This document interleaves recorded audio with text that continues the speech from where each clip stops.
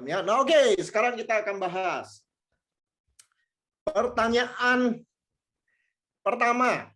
Ini sebenarnya ada yang banyak nanya ya, misalnya ketemu prospek yang bilang, saya nggak pandai bicara. Ya, intinya dia menolak MLM lah. Saya nggak pandai bicara, saya nggak bakat, saya nggak bisa berbisnis, saya nggak bisa jualan. Itu mirip-mirip ya. Kalau misalnya ketemu prospek yang bilang gini, jawabannya apa? Saya nggak pandai bicara, nggak bakat, nggak bisa bisnis, nggak bisa jualan. Oke, gimana cara menjawabnya? Tanya saya. Iya dong. Kan ngomong dong. Saya pikir ya. itu adalah pertanyaan yang nggak usah dijawab dan Anda langsung jawab gitu loh. Oh. Bentar. Apa? Kamu jawab dulu. Oke. Teman-teman, kalau misalnya prospek Anda bilang seperti ini, kalau saya paling suka kayak gini. Ini sebenarnya jawabannya banyak ya Bapak Ibu ya, teman-teman. Nanti kalau misalnya punya jawaban yang lain silakan juga komentar. Kalau saya paling suka, saya nggak pandai bicara, misalnya dia bilang gitu ya.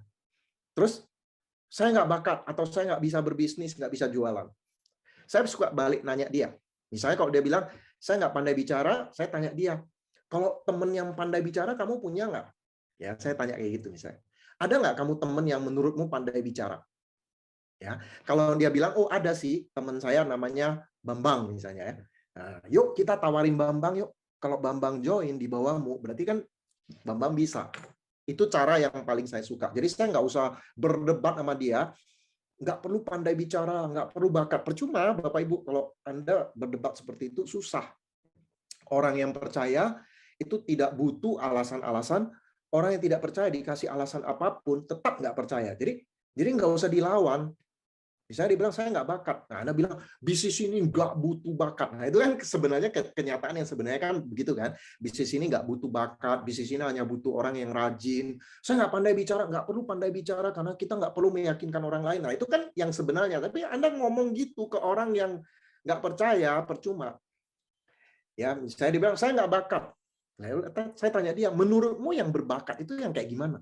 Yang berbakat itu orang yang banyak teman dan pintar bicara. Misalnya dia bilang begitu.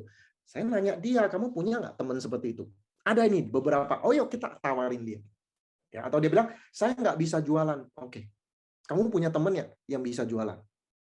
Atau saya nggak pandai berbisnis. Oke, nggak apa-apa. Kamu punya teman nggak yang pandai yang menurutmu pandai berbisnis? Yuk kita tawarin dia. Ya, kalau dia join di bawah kamu kan itu kan jaringanmu. Nah, terus saya bilang, hebatnya di MLM kita bisa merekrut orang-orang yang mengcover kelemahan kita, saya bilang begitu. Jadi kalau kita nggak punya banyak teman, kita bisa ajak teman yang punya banyak teman. Atau kita nggak pandai bicara, kita bisa ajak teman yang pandai bicara. Ya, bahkan ada yang bilang sama saya, Pak Suprato, saya nggak cocok. Ini bisnis untuk ibu-ibu, dia bilang begitu. Nah, saya tanya, oke, nggak apa-apa. Kamu punya nggak ibu-ibu, teman-teman yang ibu-ibu? Ada nggak? Kenalin saya. Udah, langsung gali daftar namanya. Ya. Nah, ingat Bapak Ibu, ini jawaban yang kita bisa berikan. Tapi sekali lagi ya, saya bilang ya, kalau orang yang memang di pikirannya udah nggak mau, ya dia istilahnya udah nggak percaya dengan bisnis ini, Anda mau kasih alasan apapun nggak ada gunanya. Sebenarnya seperti itu. Ya, kadang-kadang ini jawaban-jawaban yang mereka berikan ini hanya untuk alasan menolak aja. Soft ya, dia tolaknya dengan sungkan, sungkan tolak iya, belak-belakan. Jadi udah saya nggak bakat. gunakan alasan ya. Alasan. Makanya caranya adalah tanya balik. Saya nggak pandai berbisnis. Punya nggak teman yang pandai berbisnis? Saya nggak bisa jualan. Punya nggak teman yang suka jualan? Yuk kita tawarin dia, ya kan? Nah, kalau dia nggak mau, ya berarti kemungkinan dia cuma alasan. Itu jawaban saya. Sadra punya jawaban lain nggak? Ya, bisa juga gunakan feel fail found kalau Anda punya pengalaman yang sama. Ya, contohnya kalau saya nggak pandai bicara, kan saya punya pengalaman yang sama seperti dulu kan. Ya, saya bilang, wah, saya dulu juga seperti itu, feel ya. Saya bisa mengerti apa yang Bapak rasakan, saya bisa mengerti apa yang kamu rasakan, bro. Yaitu feel, fail ya. Saya dulu juga seperti itu. Ya, saya cerita gitu. Saya dulu introvert, nggak punya banyak teman, nggak suka bicara sama orang, dan nggak suka dengan banyak keramaian dan sebagainya, selalu menghindar kalau ketemu orang. Found. Akhirnya saya menemukan bahwa di bisnis ini ternyata ada pendidikannya yang membuat akhirnya saya bisa belajar untuk melakukan presentasi. Dan lama-kelamaan karena impian saya itu besar, saya belajar untuk meningkatkan kepribadian saya menjadi lebih baik. Toh akhirnya pelan-pelan saya jadi bisa. Nah, kemudian kalau saya bisa kirimkan audio. Dulu saya pakai CD dari teman-teman yang bicaranya gagap, tapi akhirnya berhasil. Saya kasih dia audio itu untuk dia dengar, agar dia bisa mendapatkan sudut pandang bukan dari saya, tapi dari orang lain. Orang yang dulunya punya pengalaman yang sama seperti dia, tapi akhirnya bisa sukses di MLM karena belajar, karena ada pendidikannya, seperti itu. Nah, jadi saya gunakan feel, fail, found. Itu juga bisa. Dan yang tadi Pak Suprato katakan juga itu juga sering saya terapkan kalau ada pengalaman orang kalau saya nggak punya pengalaman seperti itu ya, saya nggak bakat jualan, saya juga bisa bilang wah cocok banget di bisnis ini, kita bukan jualannya yang mau kita tonjolkan tapi membangun jaringannya. Nah, boleh juga ya, atau seperti yang Pak Suprato bilang kan, menurut kamu siapa teman-teman yang suka jualan? Nah, itu juga bisa ya. Ya itulah kira-kira mirip-mirip lah dengan punya Anda, Om. Good point, feel, fail, found.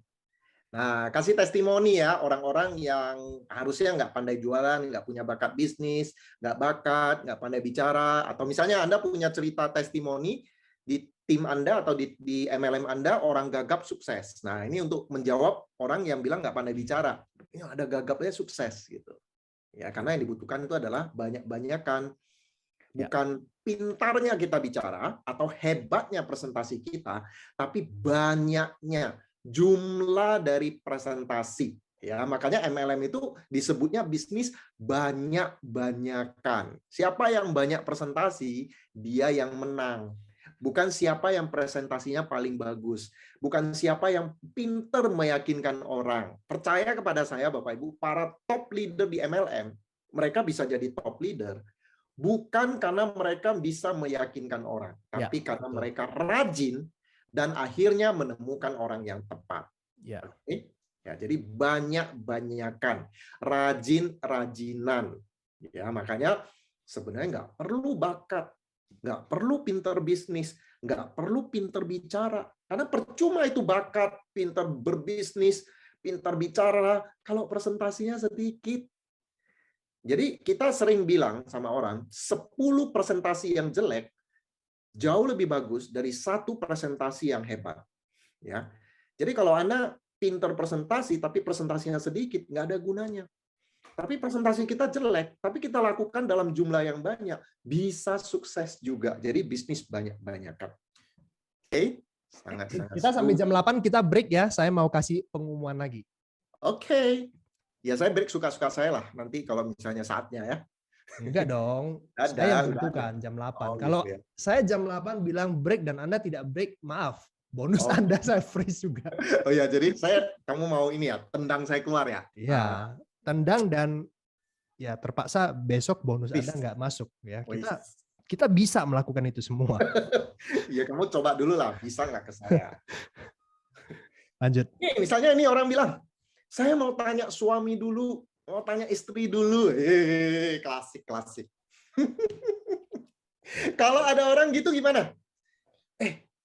Pak, thank you ya informasinya. Saya bicarakan sama istri dulu, nanti saya kontak balik.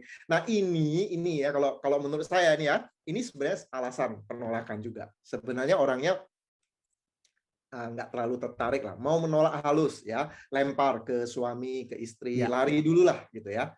Jadi ada beberapa kendala-kendala yang sebenarnya alasan ya menolak halus.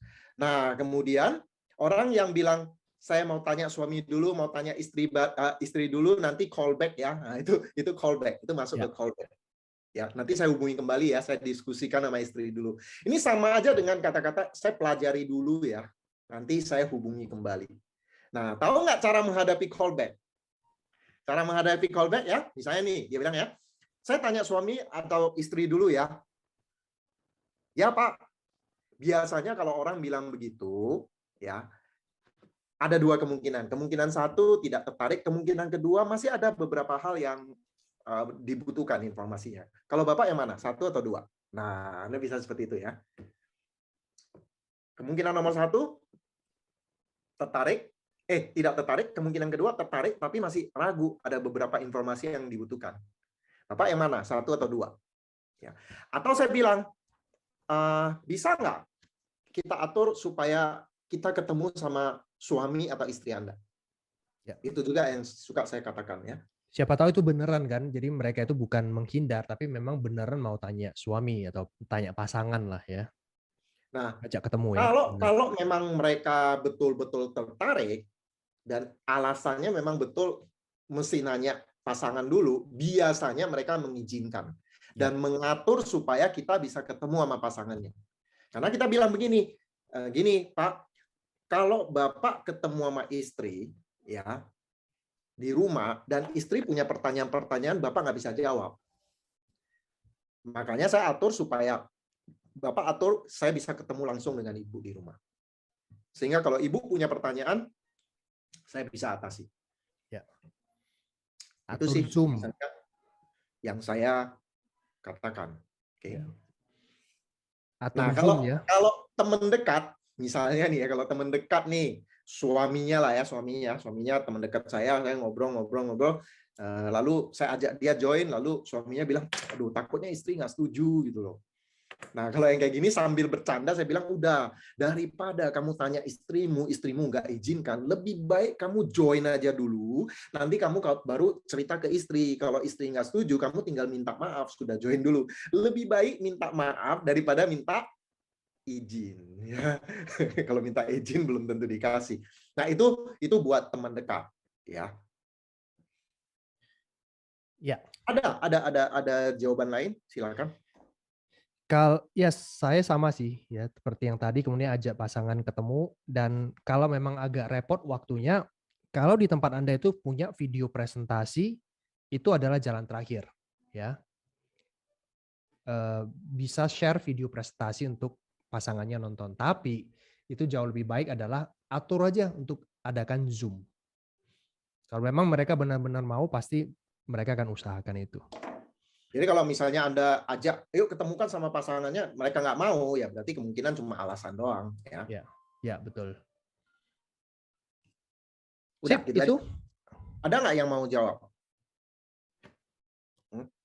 Ada yang mau jawab, teman-teman? Di antara Anda, mana tahu Anda mungkin pernah mengalami keadaan yang sama seperti ini, dan Anda punya jawaban yang berbeda dengan kami, dan itu berhasil. Siapa di antara Anda? Ayo, teman-teman, silakan. Ayo ngaku. Ayo. Ayolah.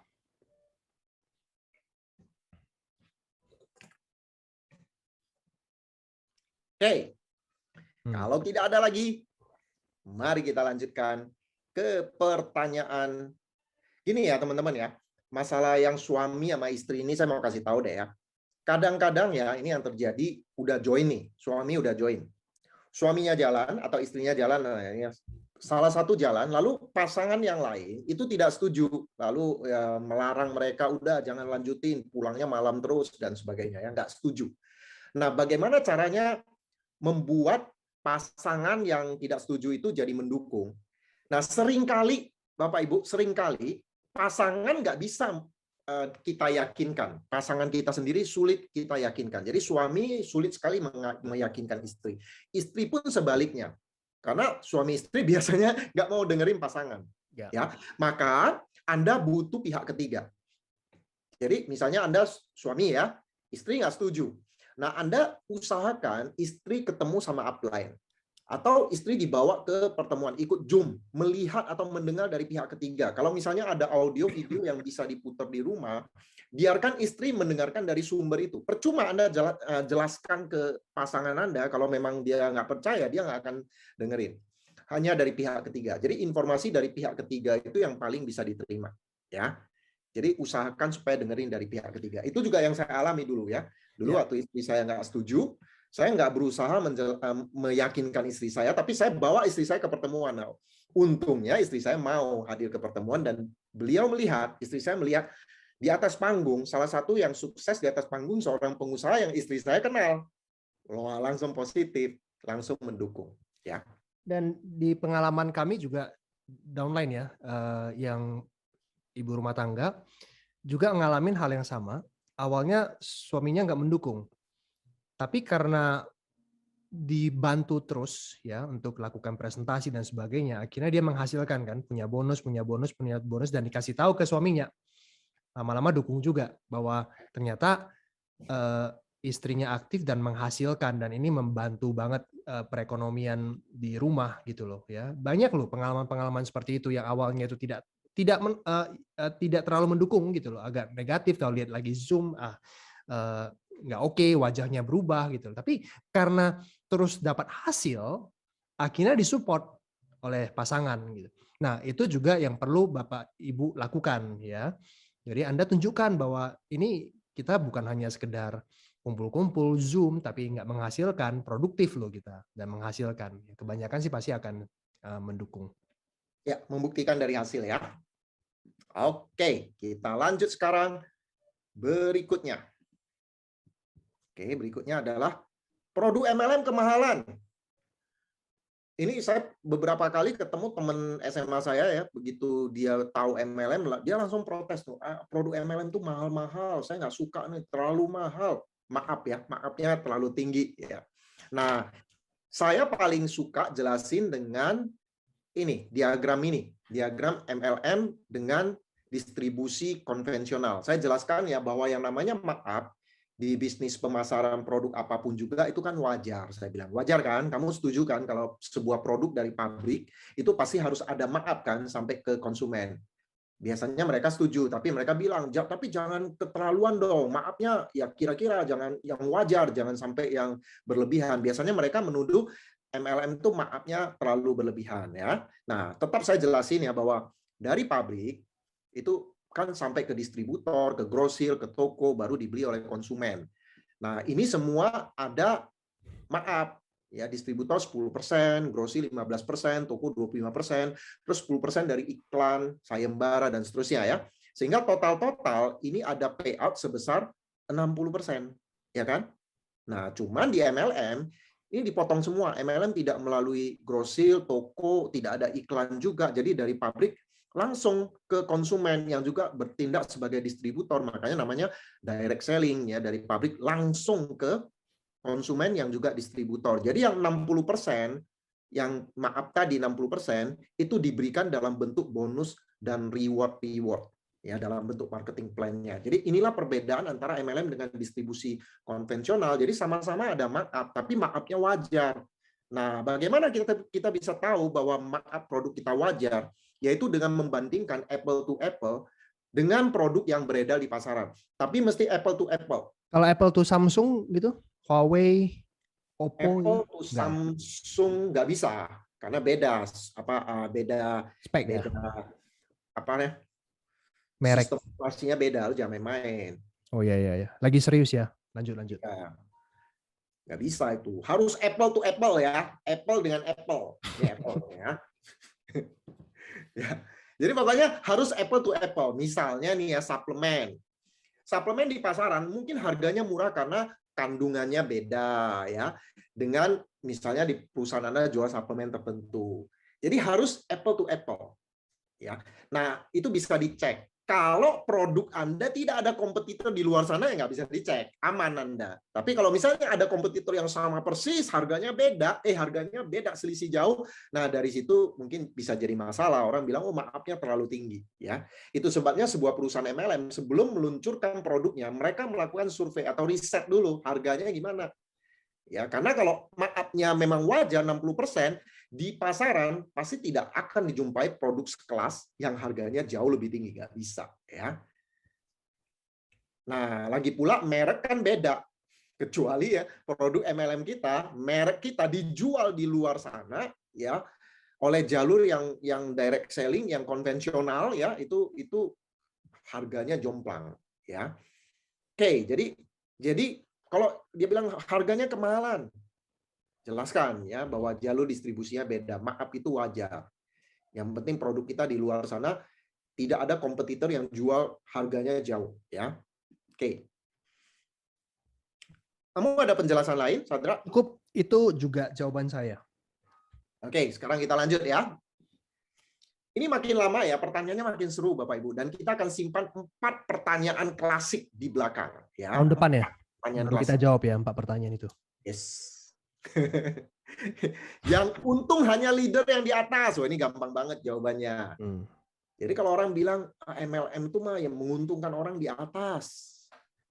Oke, nah kalau ini saya biasanya jawabnya dengan cara menggambarkan bahwa marketing plan kita menguntungkan secara adil. Saya gambar seperti ini biasanya ya. Kalau A merekrut B, siapa duluan join? A atau B? A kan duluan join kan? Tapi si B, orang yang belakangan join, dia punya dua kaki yang berkembang sama besar.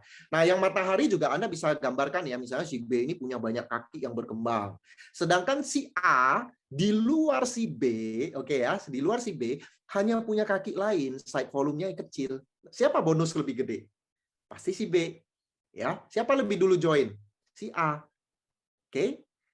Peringkat si B juga bisa lebih tinggi. Jadi Anda bisa tunjukkan siapa yang kerja keras, dia yang untung. Karena sebesar-besar, karena mereka juga bilang, lu kerja keras, yang untung cuma di atas. Ingat, kerja kerasnya kita, sebesar-besarnya kita, si B ini, hanya satu kaki dari si A. Nah, kalau si A tidak membangun kaki-kaki lain, penghasilannya kalah sama kita. Ya, jadi kalau orang bilang, ini hanya menguntungkan yang di atas. Pak, tergantung yang di atasnya kerja keras atau enggak. Kalau yang di atas kerja keras, iya, yang di atas juga dapat. Tapi kalau Bapak kerja kerasnya melebihi upline, Bapak bisa dapat peringkat dan juga bonus lebih besar. Ya, tapi kan yang atas kan pasti dapat keuntungannya. Ya, wajar Pak, yang atas dapat keuntungannya. Karena kan beliau yang referensi. Ya, sama seperti orang jual produk apapun juga dapat komisi, itu wajar. Nah, sama seperti di MLM.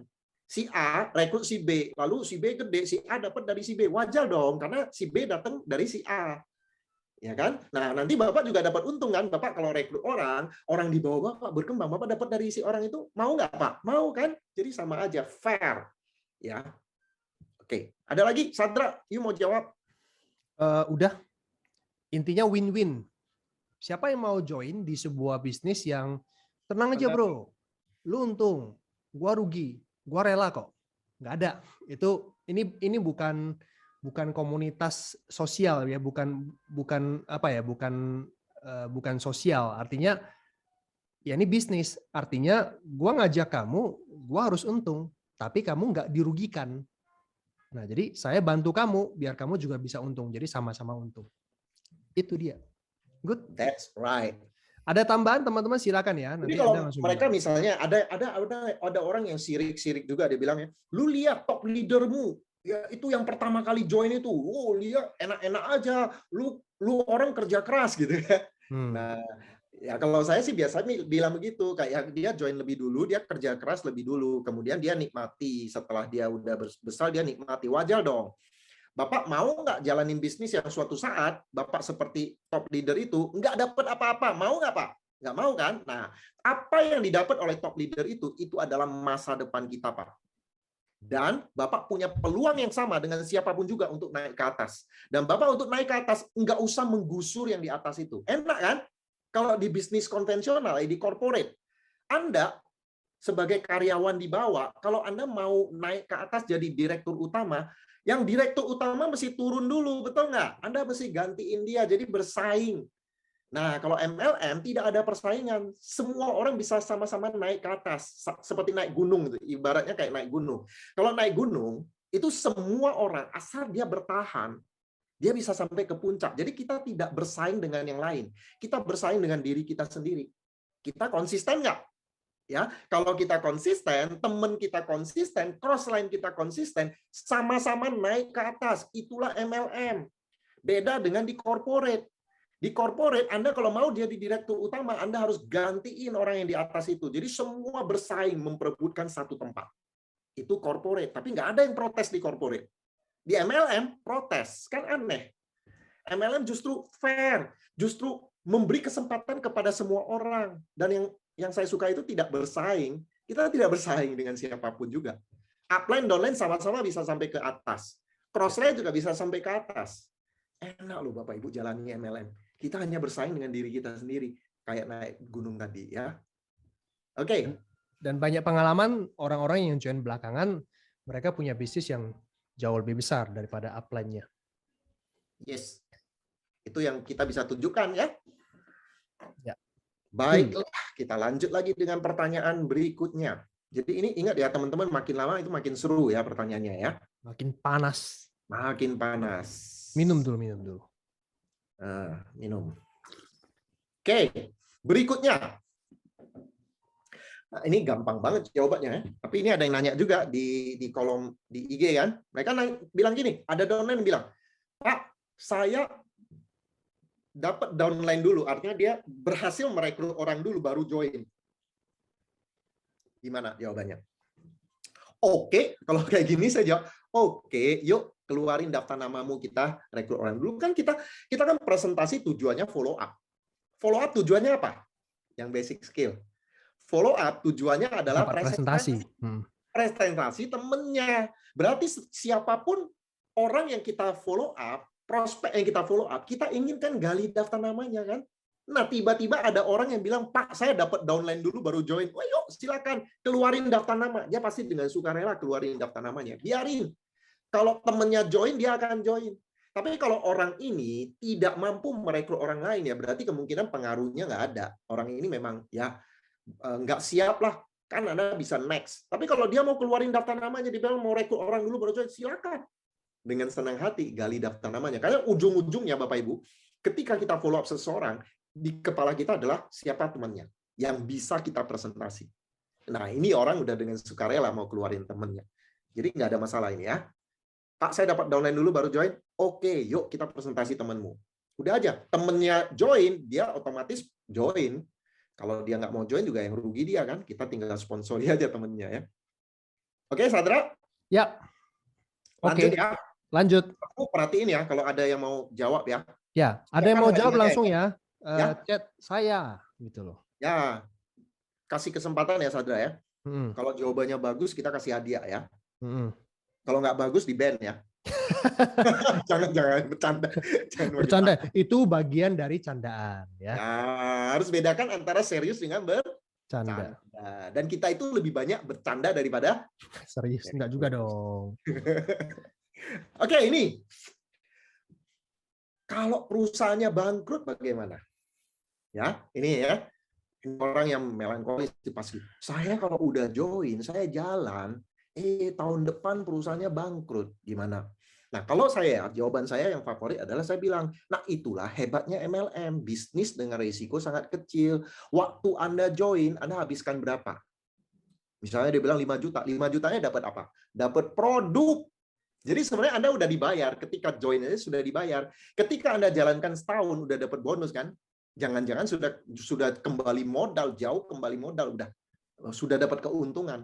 Nah, kalau perusahaannya tahun depan bangkrut, yang paling rugi adalah ownernya, ya bukan kita.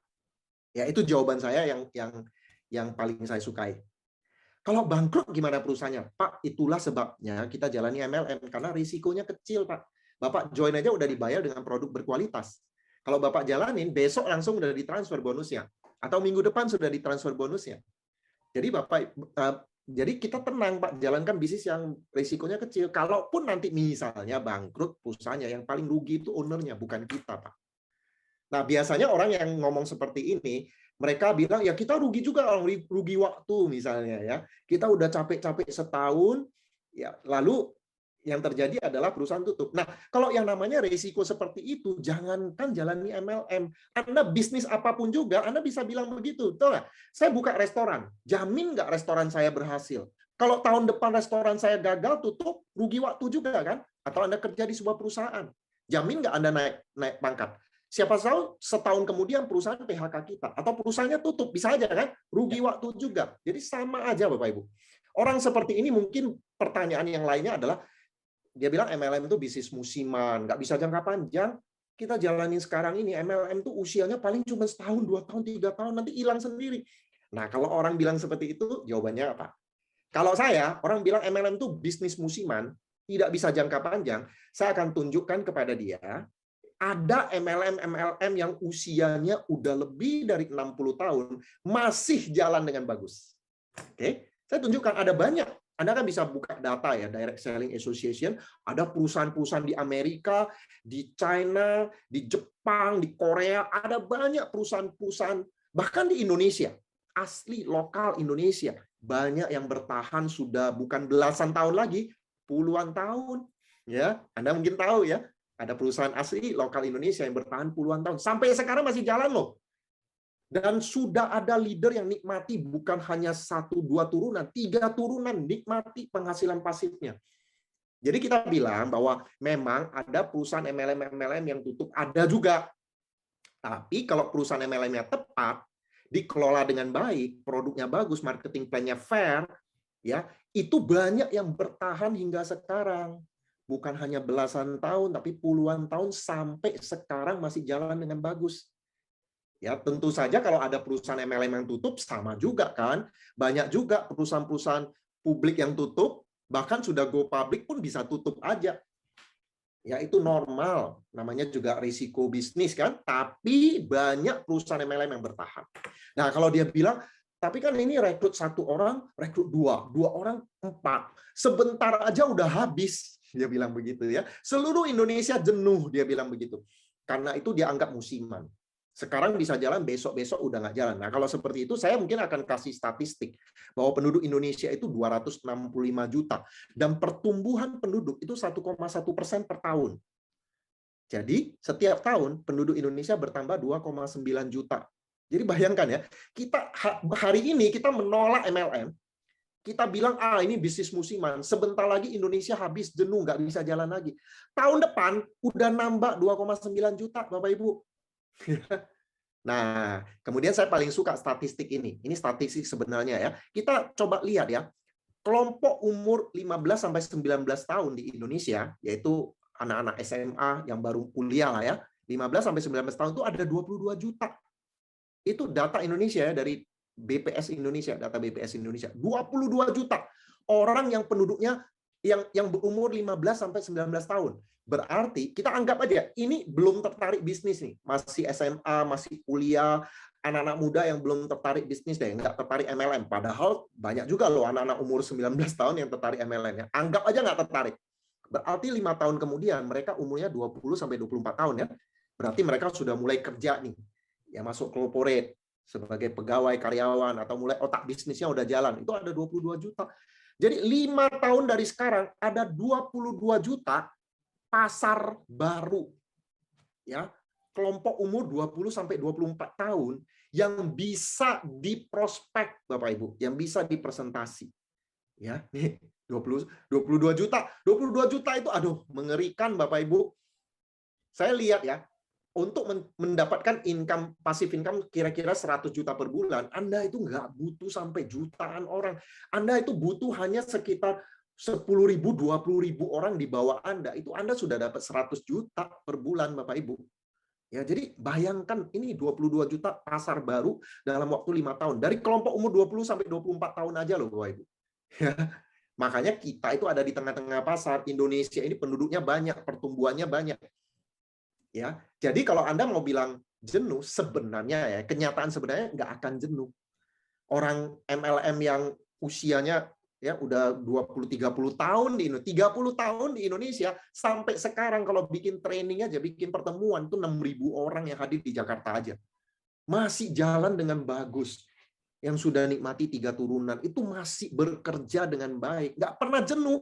Nggak pernah jenuh. Makin lama sebenarnya makin tidak jenuh. Cuman kadang-kadang saya kalau ketemu orang yang dia bilang, Pak, yang kayak gini ini pasti jenuh, Pak. Indonesia suatu saat join semua di MLM Anda. Misalnya dia bilang begitu ya. Nah, kalau yang ketemu yang kayak gini, saya biasanya bilang aja, oke Pak, mumpung sekarang belum jenuh, mari kita bikin jenuh Indonesia. Saya bilang begitu. Kalau Indonesia jenuh suatu saat, Bapak udah tenang, udah santai, udah 7 turunan, Pak. Harta Bapak, passive income udah 7 turunan. Oke? Jadi, pada kenyataannya nggak pernah jenuh, Bapak Ibu, karena tidak seperti logikanya 1 rekrut 2 rekrut 4 dalam waktu sekejap. Jangankan Indonesia, penduduk dunia juga habis. Sama Tapi kan seperti itu. Ya? Sama seperti ini, kita lihat kan mobil, motor, itu kalau kita mau hitung logika juga suatu saat ya dunia ini penuh dengan mobil dan motor dan nggak laku lagi gitu loh. Bayangkan. Nah, ya sama aja gitu loh. Kan tapi pada kenyataannya kan nggak seperti itu. Tiap tahun, tiap bulan malah mobil-mobil laris banyak juga gitu. Banyak yang belanja beli motor seperti itu. Tapi kok Jangankan nggak mobil, jenuh-jenuh gitu kan. TV aja nggak jenuh-jenuh. Iya. Padahal orang beli TV itu 5 tahun loh baru beli lagi kan. Betul. Nggak pernah jenuh. Handphone deh, katakan TV udah jarang orang nonton ya. Di handphone, jenuh nggak orang? Enggak kan? Yeah. Lalu ada orang baru, pasar yang baru yang muncul ya. Yeah. Nah, ada yang tanya, apakah ini berarti lebih aman kalau kita join di perusahaan yang sudah lama ketimbang kita join di perusahaan yang masih baru? Nah, track record tentu saja berperan penting ya. Jadi waktu Anda mau pilih MLM, kalau misalnya, jadi gini, saya minta Anda mau join MLM yang sudah lama di Indonesia atau MLM yang masih baru, semua ada plus minusnya. Ada plus minusnya. Oke? Jadi plusnya perusahaan yang sudah lama adalah track record-nya sudah terjamin. Ya kan? Sudah ada bukti. Ya, cuman saja karena sudah lama, kadang-kadang ada orang yang udah lama. Ya, padahal itu hanya jenuh di pikiran dia aja, dia pikir semua orang udah join. Padahal orang tahu MLM tersebut, bukan berarti orang itu join. Banyak orang yang join MLM yang udah 30 tahun itu, sampai sekarang, mereka nggak memperpanjang keanggotaannya. Jadi masih bisa direkrut lagi. Ya. Nah, sedangkan MLM yang masih baru, kelemahannya adalah belum terbukti. Ya, tetapi karena masih baru, biasanya secara mental, waduh ini masih baru nih kesempatan ya, biasanya seperti itu. Tapi saya selalu menganjurkan orang kalau memilih MLM, nggak usah lihat ini masih baru atau udah lama. Baru atau udah lama, nggak usah pertimbangkan itu. Ya. Pertimbangkan aja apakah perusahaannya bagus, produknya, manajemennya oke, visi pendiri itu yang paling penting. Visi pendirinya oke nggak? Karena banyak juga MLM yang hanya cari untung. Visi pendirinya oke, marketing plan-nya oke, produknya oke, dan terutama tim leader-nya bagus. Ada support system yang bagus, itu yang paling penting. Nah, kalau Anda ketemu MLM seperti itu, walaupun MLM itu masih baru, katakan baru 2 tahun, 3 tahun, nggak apa-apa, Bapak Ibu. Semua MLM pernah melalui masa awal, ya kan? Nah, bagi yang MLM-nya sudah lama, nggak apa-apa juga, udah terbukti. Dan Anda nggak usah takut nanti bakal jenuh, nggak akan jenuh, Bapak Ibu. Kita udah lihat MLM yang udah begitu tua, ya 60 tahun lebih sampai sekarang di Indonesia masih jalan. Dan lucunya, kadang-kadang ada orang yang nggak ngerti, pikir MLM itu udah nggak ada. Ternyata masih jalan. Bikin training 6.000 orang loh di Jakarta. Dan setiap training itu bayarnya 500.000, 600.000. Ya. Sebelum pandemi ya. Oke, kita nggak terlalu banyak menjawab pertanyaan di ini ya, Sadra ya. Tidak banyak, jadi, karena ini kita selesaikan pertanyaan-pertanyaan. Jadi kesimpulannya itu kita mau di MLM baru, MLM lama ya sama-sama punya peluang untuk sukses. Karena kalau kita berpikir terus nanti bangkrut gimana ya, kita nggak akan pernah mulai-mulai gitu loh. Mau bisnis apapun juga kita nggak akan mulai-mulai. Setuju ya? Yes. Lanjut. Baik. Lanjut sekarang. Jadi kita ada di tengah-tengah pasar. Ini bisnis yang cari-cari orang ya. Iya dong. Biasanya itu waktu ngundang aja ya. Itu biasanya pertanyaan pada saat buat janji. Ya. Ini bisnis cari-cari orang ya. Mungkin Anda yang pernah ikut basic skill udah tahu ya, jawaban favorit saya adalah rasanya semua bisnis cari orang. Makanya saya cari Bapak. Langsung saya jelaskan, gimana Pak, kalau ketemu di Plaza Senayan jam 3 bisa nggak Pak? Enggak. Saya langsung balas pertanyaan. Ya. Ini bisnis cari-cari orang. Semua bisnis cari-cari orang. Ya. Nah, kadang-kadang bisa juga Anda jawab, ini bisnis cari-cari orang. Yang seperti apa maksudnya cari-cari orang? Anda tanya balik gitu ya. Yang seperti apa maksudnya cari-cari orang? Ya. Ini basic skill ya. Ini pertanyaan seperti ini Anda dapatkan waktu buat janji ya. Oke, tadi jawaban saya adalah rasanya semua bisnis cari orang ya. Makanya saya cari Bapak. Di kantor-kantor juga kalau mau rekrut karyawan juga cari orang juga ya. Semua bisnis cari orang. Kecuali dokter hewan, cari orang juga ya. Dokter hewan cari orang juga ya. Masa hewannya sendiri ke dokternya? Ya, biasanya dibawa pemiliknya ya. Orang juga ya. Kamu punya jawaban lain, Sandra? Udah, itu aja yang paling the best. Oke, MLM susah. Nah, kalau biasanya orang bilang, tapi MLM susah. Saya tanya, susah dibandingkan apa? Ya, susah dibandingkan bisnis apa? Saya tanya balik. Buka restoran gampang nggak menurutmu? Modalnya dulu ya, mesti punya modal 1M, 2M punya nggak? Kalau punya modal 1-2M, ya, tahu nggak statistik restoran yang tutup berapa banyak? Ya. Apakah ada bisnis yang mudah? Saya tunjukkan kepada dia statistik dari buku bisnis 21 Century dari bukunya Robert Kiyosaki, halaman 36. Di situ dikatakan dari 100 bisnis baru, 5 tahun kemudian sisa 10. Ya, 90%-nya bangkrut. 5 tahun lagi sisa 1. Jadi dari 100 bisnis baru, 10 tahun kemudian sisa 1. 99-nya bangkrut. Ya. Oke. Jadi susah dibandingkan apa. Bayangkan loh, ini perusahaan yang udah keluarkan modal bukan hanya 10 juta, 20 juta, tapi ratusan juta hingga miliaran loh perusahaan-perusahaan ini ya bangkrut. Susah dibandingkan apa? Ada bisnis yang mudah nggak? Oke. Kamu ada Top. lain? Hah? Itu juga jawabanku. Kamu ikut-ikutan. Gampang kan?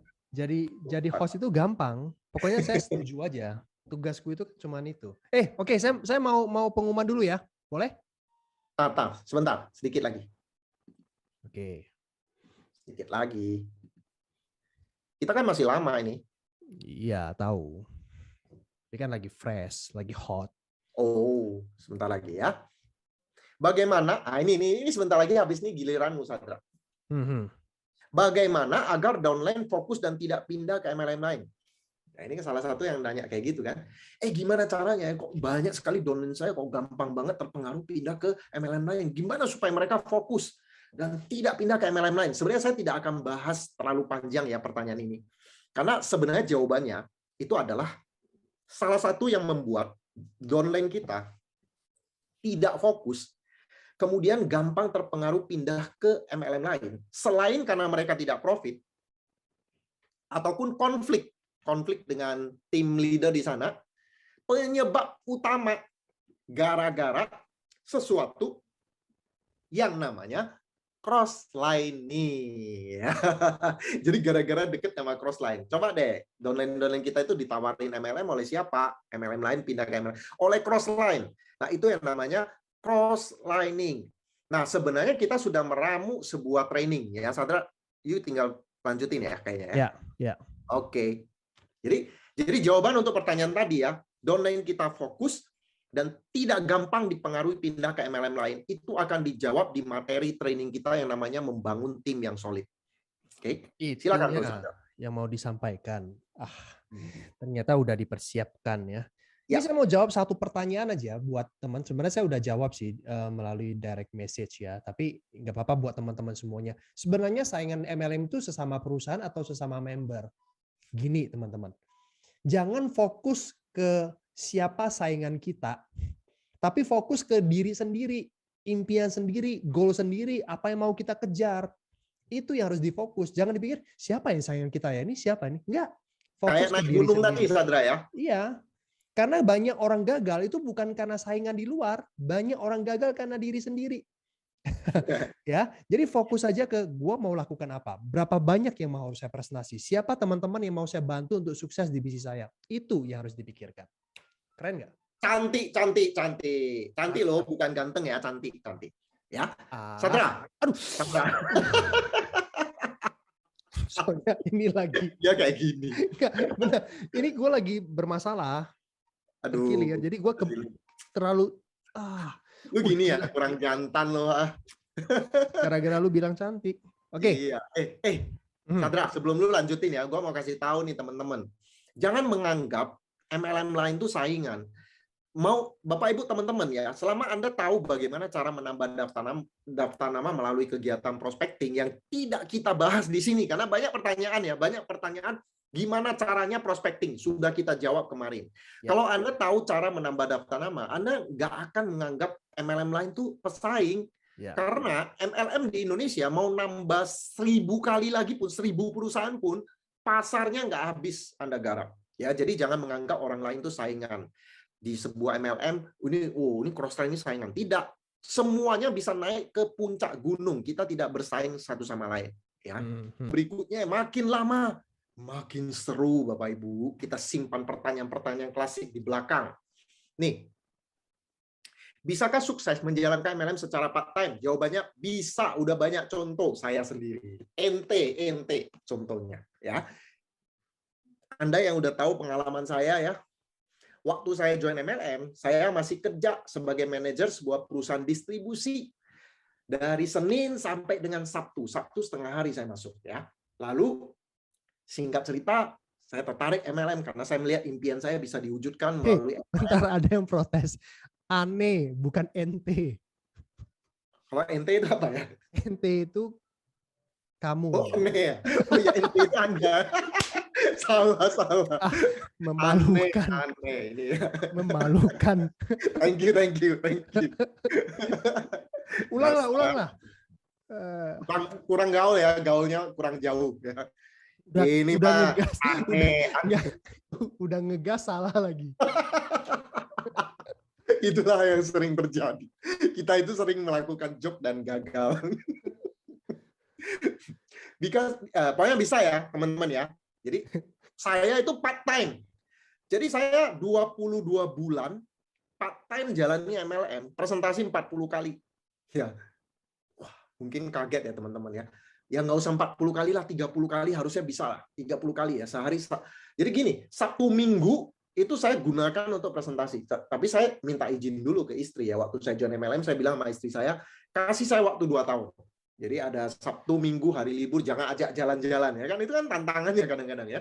Kita udah capek kerja di kantor, weekend, Sabtu, Minggu, ataupun ada hari libur, keluarga minta jalan-jalan. Nah, itu yang sering menyita waktu. Jadi saya korbankan waktu jalan-jalan. Ya, keluar dari zona nyaman.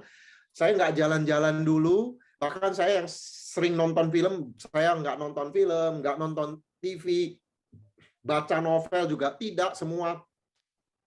Pokoknya yang nyaman-nyaman tuh saya korbankan dulu, saya fokus gunakan lebih banyak waktu untuk MLM. Jadi part-time. Bisa nggak? Bisa. Banyak contoh lah, banyak contoh. Ada yang direktur, ada yang pengusaha, yang bangun 2 bisnis, bisa. Jadi masalahnya adalah, apakah Anda serius atau enggak? Ya. Karena gini, teman-teman. Kalau orang yang nggak bisa jalanin 2, itu seringkali masalahnya adalah malas saja. Banyak kok orang yang bisa bangun 2 bisnis, 3 bisnis, part-time juga, tiba-tiba dia punya usaha lain. Kenapa? Karena niat dan rajin. Ya. Jadi kalau yang nggak bisa part-time itu seringkali hanya masalah malas saja. Jadi misalnya ada hari libur, ada weekend, bukannya digunakan untuk MLM, karena kan kita membangun bisnis di luar waktu produktif ya. Dia malah banyak hangout, jalan-jalan, yang jelas nggak bisa kalau begitu. Ada yang harus dikorbankan. Ya, jadi kalau kita sambil part-time, tentu saja kita akan mengorbankan waktu kita untuk santai, untuk rileks. Tapi nggak lama kok Bapak Ibu. Saya 2 tahun. Ya, 2 tahun saya kerja part-time, 40 presentasi. Setelah itu saya berhenti kerja. Nah, setelah saya berhenti kerja, waktu saya lebih lega. Ya, jadi bisa. Part-time bisa nggak? Bisa. Yang penting atur waktu dan korbankan waktu jalan-jalan, waktu hangout aja. Waktu yang kenyamanan itu dikorbankan. Termasuk saya kan, saya juga jalankan MLM dulu juga part-time. Tim saya juga rata-rata juga pegawai semua dan kita jalankan secara part-time. Jadi timnya Pak Suprato itu ya termasuk saya dulu itu adalah sekumpulan para pegawai. Iya, betul. Yang membuktikan kita ini ternyata bisa membangun bisnis MLM walaupun secara part-time. Tadi ada teman juga bilang ya manajemen waktu aja ya kok. Benar, time management. Bukan bukan full time tapi full heart. Itu yang penting. Ya, saya ingat dulu ketika saya freedom ya, ada video freedom celebration itu sangat menginspirasi para karyawan gitu. Makanya tim saya banyak karyawan. Di tim saya ada direktur yang sukses, ada general manager yang sukses, banyak karyawan-karyawan yang sukses. Jadi sekali lagi hanya masalah keseriusan aja. Oke, nah kita lanjut lagi pertanyaan berikutnya, ini seru banget. Bagaimana jika perusahaan melarang karyawannya untuk jalankan MLM? Ada ya, melarang side job. Nggak boleh double job. triple kalau gitu. Good idea. Sekaligus 3 ya. Jadi ini ada yang chat kayak gitu ya. Perusahaan melarang double job. Jadi kalau gitu triple job. Iya. Double nggak boleh. Triple boleh nggak, Pak? Boleh, kata bosnya boleh. Bosnya jadi bingung. Kalau triple boleh lah. Oke, saya mau jawab ya, teman-teman. Kalau Anda bergabung Anda kerja di sebuah perusahaan yang melarang Anda jalankan MLM lah. Nggak boleh jalankan MLM. Kalau pendapat saya, Bapak Ibu, teman-teman, ini seharusnya perusahaan tidak boleh melarang karyawannya untuk jalannya MLM lain. Walaupun saya tahu pada prakteknya ada perusahaan-perusahaan yang melarang karyawannya untuk jalankan MLM. Kalau jalankan MLM disuruh pilih mau berhenti MLM atau keluar. Ada perusahaan seperti itu. Kalau saya, perusahaan yang melakukan itu nggak fair. Yang tidak diperbolehkan adalah kita jalankan MLM pada saat kita kerja. Ya, misalnya Anda masuk kantor jam 8 sampai jam 5 sore, nah itu adalah milik kantor. Kecuali jam istirahat, itu milik Anda. Nah, selama milik kantor, itu Anda harus profesional. Saya tidak mendukung atau saya tidak memperbolehkan ya orang-orang jalani MLM di waktu kerja. Nggak boleh, karena itu milik kantor. Anda dibayar untuk kerja sama kantor. Tapi pulang kantor itu hak Anda, Bapak Ibu. Pulang kantor itu hak Anda. Itu harusnya perusahaan nggak boleh melarang gitu loh. Itu melarang sesuatu yang bukan wilayah kantor. Karena pulang kantor, Anda mau pulang kantor malam hari jalani MLM, hak Anda dong. Yang paling penting Anda tidak melakukannya di jam kantor. Itu aja. Tapi bagaimana seandainya Anda bergabung di perusahaan yang nggak fair? Anda disuruh pilih nih, jalankan MLM atau atau tetap kerja gitu ya. Disuruh pilih 2. Nah, kalau Anda dihadapkan pada 2 pilihan itu, ya Anda tinggal pilih. Kalau Anda tetap kerja di kantor, ya Anda udah tahu kemana Anda pergi. Impian Anda bisa nggak wujudkan melalui Anda tetap kerja di kantor. Kalau Anda lihat nggak bisa, dan itu impian Anda itu terlalu besar, sehingga hanya bisa diwujudkan oleh bisnis MLM yang memberikan penghasilan tanpa batas, juga kebebasan waktu. Kalau Anda melihat impian Anda ada di MLM, bisnis MLM, ya kalau saya jadi Anda, saya akan tegas. Artinya apa? Pertama, saya akan diam-diam jalankan, kemudian saya akan cari mungkin ada perusahaan lain. Saya rela, Bapak Ibu, seandainya ya saya ya, kalau perusahaan saya melarang dan saya lihat impian saya di MLM, saya rela berhenti dari pekerjaan ini pindah ke perusahaan lain. Saya tidak sarankan Anda langsung berhenti kerja hanya jalani MLM. Tidak ya, tidak. Sekali lagi jangan ambil konsultasi seperti itu. Ya, karena Anda punya kebutuhan sehari-hari yang mungkin di MLM Anda belum bisa penuhi. Jangan sampai Anda tiba-tiba berhenti kerja, jalani MLM Anda terlibat masalah keuangan. Karena setiap orang yang mau berhenti dari pekerjaannya untuk full time di MLM pun kita akan berikan konsultasi ketat. Kita akan lihat bisnisnya boleh atau tidak. Jadi bukan berarti Anda berhenti dari pekerjaan Anda tekuni MLM. Kalau menurut saya lebih baik Anda bijak dulu, lalu Anda kalau bisa cari aja pekerjaan di tempat lain yang lebih fleksibel sehingga memungkinkan Anda menggunakan waktu Anda untuk bangun bisnis MLM Anda. Kalau itu sih saran saya seperti itu. Tapi sekali lagi ya, saya nggak meminta Anda langsung ya tinggalin pekerjaan Anda saat ini, kantor Anda, untuk full time di MLM. Tidak ya, karena untuk full time di MLM itu ada banyak pertimbangannya. Ya, Anda punya kebutuhan sehari-hari yang harus tercover dulu. Kalau MLM Anda belum besar, ya Anda kan nanti malah terjerumus masalah keuangan. Jadi saran saya, kalau memungkinkan, carilah pekerjaan lain yang memberikan Anda kesempatan untuk bangun MLM. Kenapa? Karena kalau Anda tetap kerja di perusahaan yang melarang Anda jalankan MLM, ya Anda udah tahu ujungnya kemana. Kecuali ya memang Anda nggak keberatan dengan ujung seperti itu ya. Oke, itu Sadra. Good, oke. Udah? Yep. Lagi? Lanjut dong. Oke. Bagaimana jika prospek balik presentasi dan ajak barter? Nah, jadi ini paling sebel ya, kesel banget gitu ya. Kita udah janjian nih, telepon teman kita, bisa ketemu nggak? Kita ada proyek bisnis bla bla bla. Kita buat janji seperti itu ya. Dan dia udah tahu ya. Kita ketemu itu karena kita mau presentasi dia. Dia udah tahu kan? Dia udah tahu. Habis ketemu kita presentasi, ini presentasi balik. kita pasti jengkel. Saya bisa memaklumi kalau Anda jengkel. Saya sendiri juga kesel kalau digituin ya. Cuman karena kita nggak boleh marah-marah. Kalau saya ketemu, saya presentasi, lalu ternyata dia juga jalani MLM, ya dia juga jalani MLM lain, dan dia balik presentasi saya, ya udah dengerin aja. Nah selesai itu ya udah. Kalau memang dia lagi fokus di sana, ya Anda nggak bisa pengaruhi dia. Makanya kalau ada teman yang jalani MLM lain dan saya tahu dia lagi fokus di sana, saya nggak males sih tawarin dia, nanti terjadi kayak gini gitu. Saling presentasi balik. Ajak barter. Nah, kalau ajak barter gimana? Dia ajak kita join MLM-nya ya, dan dia join MLM kita. Jangan. Kalau saya nggak mau. Sama-sama rugi Bapak Ibu. Dan kita udah sama-sama tahu kok saya fokus di MLM A, dia fokus di MLM B. Lalu kita barter buat apa? Dia habisin duit, saya habisin duit, dan kita juga nggak akan jalani MLM-nya, dia juga begitu. Udah, kalau udah ketemu yang seperti itu, dia lagi fokus di MLM-nya, ya kalau saya bilang, wah bro, saya seneng loh, bro, positif dengan MLM. Ya kalau begitu bro, tekuni aja MLM bro, fight ya. Udah gitu aja. Dan jangan juga Anda terpancing untuk jelek-jelekin MLM dia ya. Nggak simpati sama sekali. Jangan harap dengan, wah lu join MLM ini, wah MLM ini mah udah bla bla bla. Anda jelek-jelekkan MLM dia. Anda juga nggak akan bisa merekrut dia. Anda bahkan membuat dia jengkel kepada Anda. Jadi kalau Anda ketemu teman Anda yang setelah Anda presentasi, dia presentasi balik Anda bilang, oh bro, ternyata bro udah jalani MLM itu ya. MLM. Tapi saya seneng loh bro, positif dengan MLM. Kita sama-sama positif dengan MLM. Ya udah, kita saling mendukung aja ya. Bro fight, saya doakan bro sukses dengan MLM bro. Udah, jangan jelek-jelekin MLM-nya.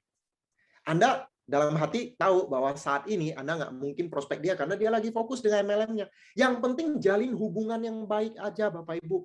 Suatu saat kalau di MLM-nya dia udah mulai nggak terlalu bagus, baru Anda masuk. Dan dia simpati dengan Anda karena Anda nggak pernah jelek-jelekan dia. Oke? Nah, kalau ngajak barter tadi saya udah jelaskan, nggak usah. Kalau dia ngajak barter bilang aja, bro rasanya kita nggak usah saling join. Kalau bro join saya kan bro keluar duit, saya join bro juga keluar duit, dan bro tahu saya nggak mungkin jalani MLM bro juga nggak mungkin jalani MLM saya karena kita masing-masing udah punya kendaraan. Lebih baik kita saling mendoakan aja ya. You sukses di sana, saya sukses di sini. Ya, oke, gitu aja. Ya, jadi nggak usah batuk. Gitu bro. Bijak kali. Gak Bijak sia-sia kamu jadi abangku. Lanjutlah. Atau sia-sia? Gak sia-sia lah. Oh gitu ya. Oke. Nah, masih ada top 4 pertanyaan klasik MLM yang kita akan bahas di bagian penghujung. Jadi teman-teman tetap semangat. Ya, ini 4 pertanyaannya. Bagaimana jika prospek bertanya tentang bonusmu? Bagaimana jika prospek nggak punya modal untuk join? Bagaimana meyakinkan prospek yang negatif? Bagaimana caranya memotivasi downline supaya aktif? Nah, ini 4 pertanyaan klasik ya. Kita simpan di bagian terakhir. Gimana kalau prospek bertanya tentang bonus Anda? Wah, ini juga pertanyaan klasik nih kan? Betul nggak? Kamu bonusnya berapa? Bonusmu berapa? Kamu udah berapa lama di bisnis ini? Berapa bonusmu? Oke. Nah, Bapak Ibu, meskipun bonus Anda besar, Anda nggak perlu memperlihatkan bonus kepada prospek. Ya, apalagi kalau bonusmu kecil. Udah pasti kan? Nggak akan memotivasi. Bonus kecil Anda pasti malu perlihatkan ke prospek ya kan. Nah, walaupun bonus Anda besar, kami tetap tidak menganjurkan Anda memperlihatkan bonus kepada prospek. Kenapa? Karena kalau Anda jalani MLM yang memiliki edukasi yang tepat, ya, kami itu tidak menyarankan Anda lakukan itu. Kenapa? Karena segala sesuatu yang Anda lakukan, kita akan pikirkan ini bisa diduplikasi nggak?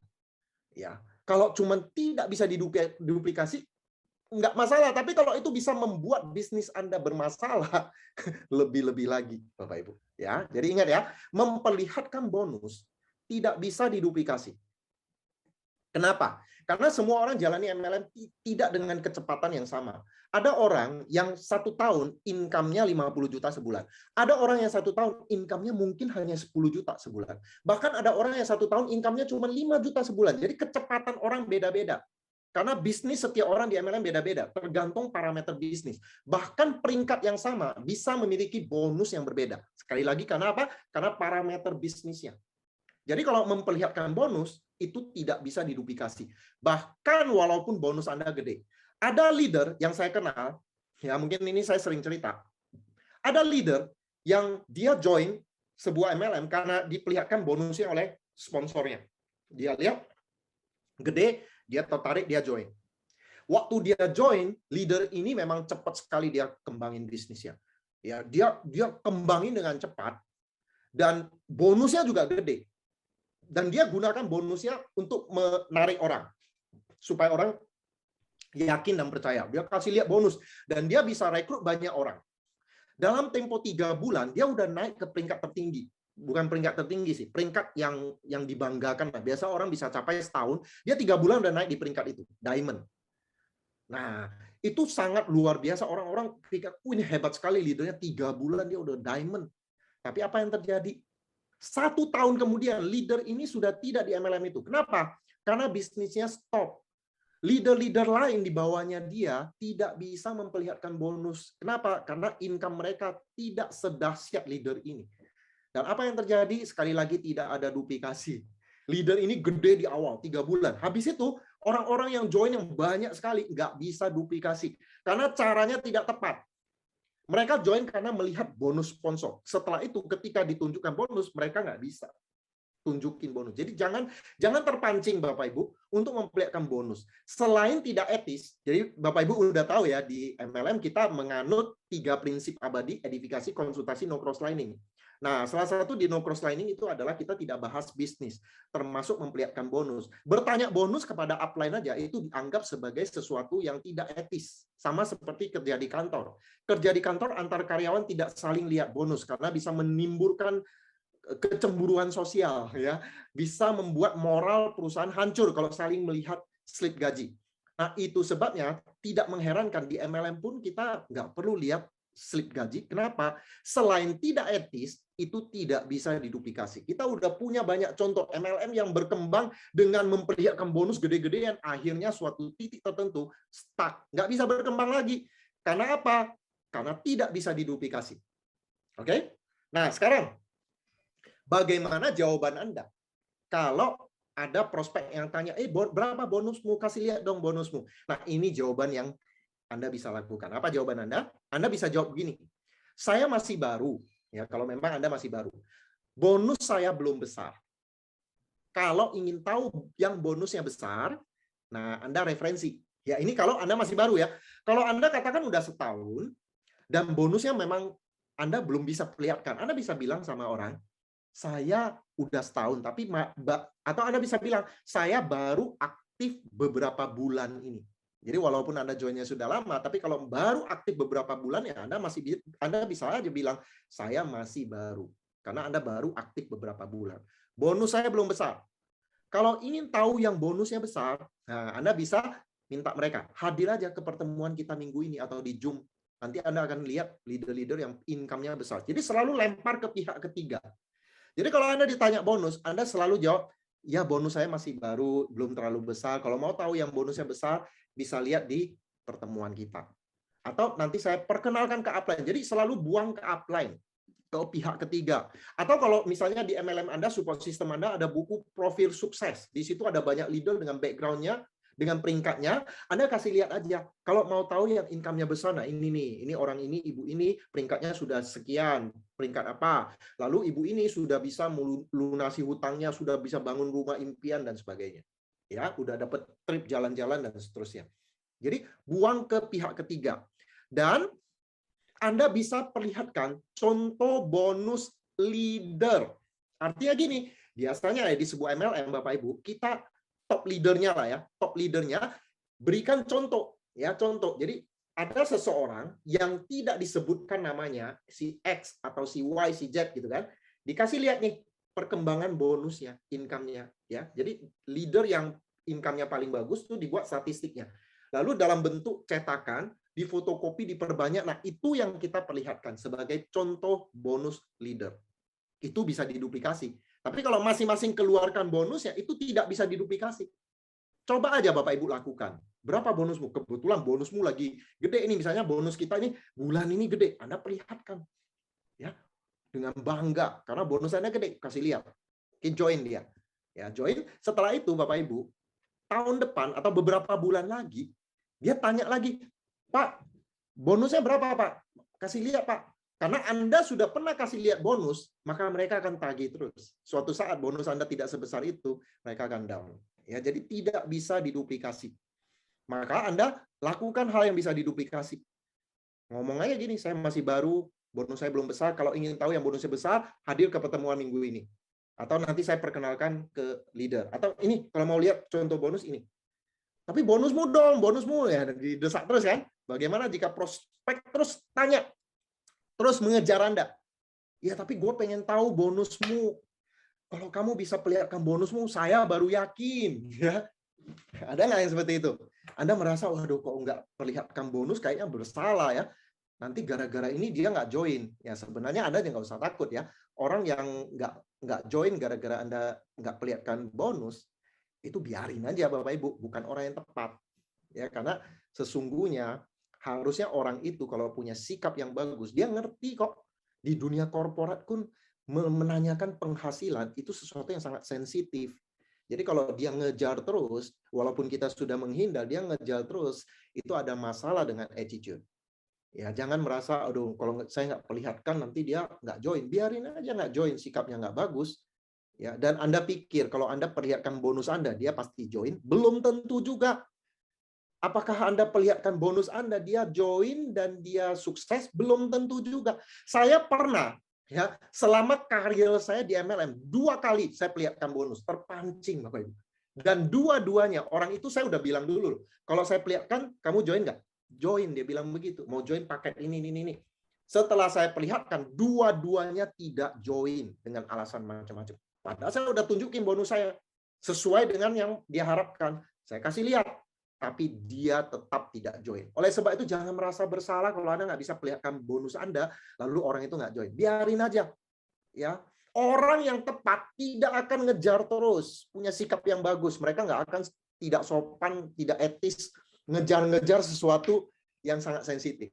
Oke? Nah, Privacy kalau sebenarnya mereka, bonus. kenapa? Itu privacy. Nggak Sama etis. seperti ini.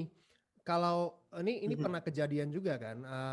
Kalau kita punya bisnis konvensional, punya restoran ya. Kalau ada teman yang kepo, berapa tuh penghasilan kamu dalam 1 bulan di restoran ini? Banyak kok pengusaha restoran yang cuman bilang ya lumayan lah, cuman gitu doang. Dia nggak mau kasih tahu angka yang spesifik gitu loh. Yes. Karena banyak faktor itu apa ya, hal private gitu loh. Karena kalau gua ngomong, lu nanti minjam duit sama saya gitu, banyak faktor kan. Dan itu sering terjadi loh. Downline kasih lihat bonus, lupa dicoret namanya, akhirnya langsung banyak DM, pinjam duit dong gitu loh.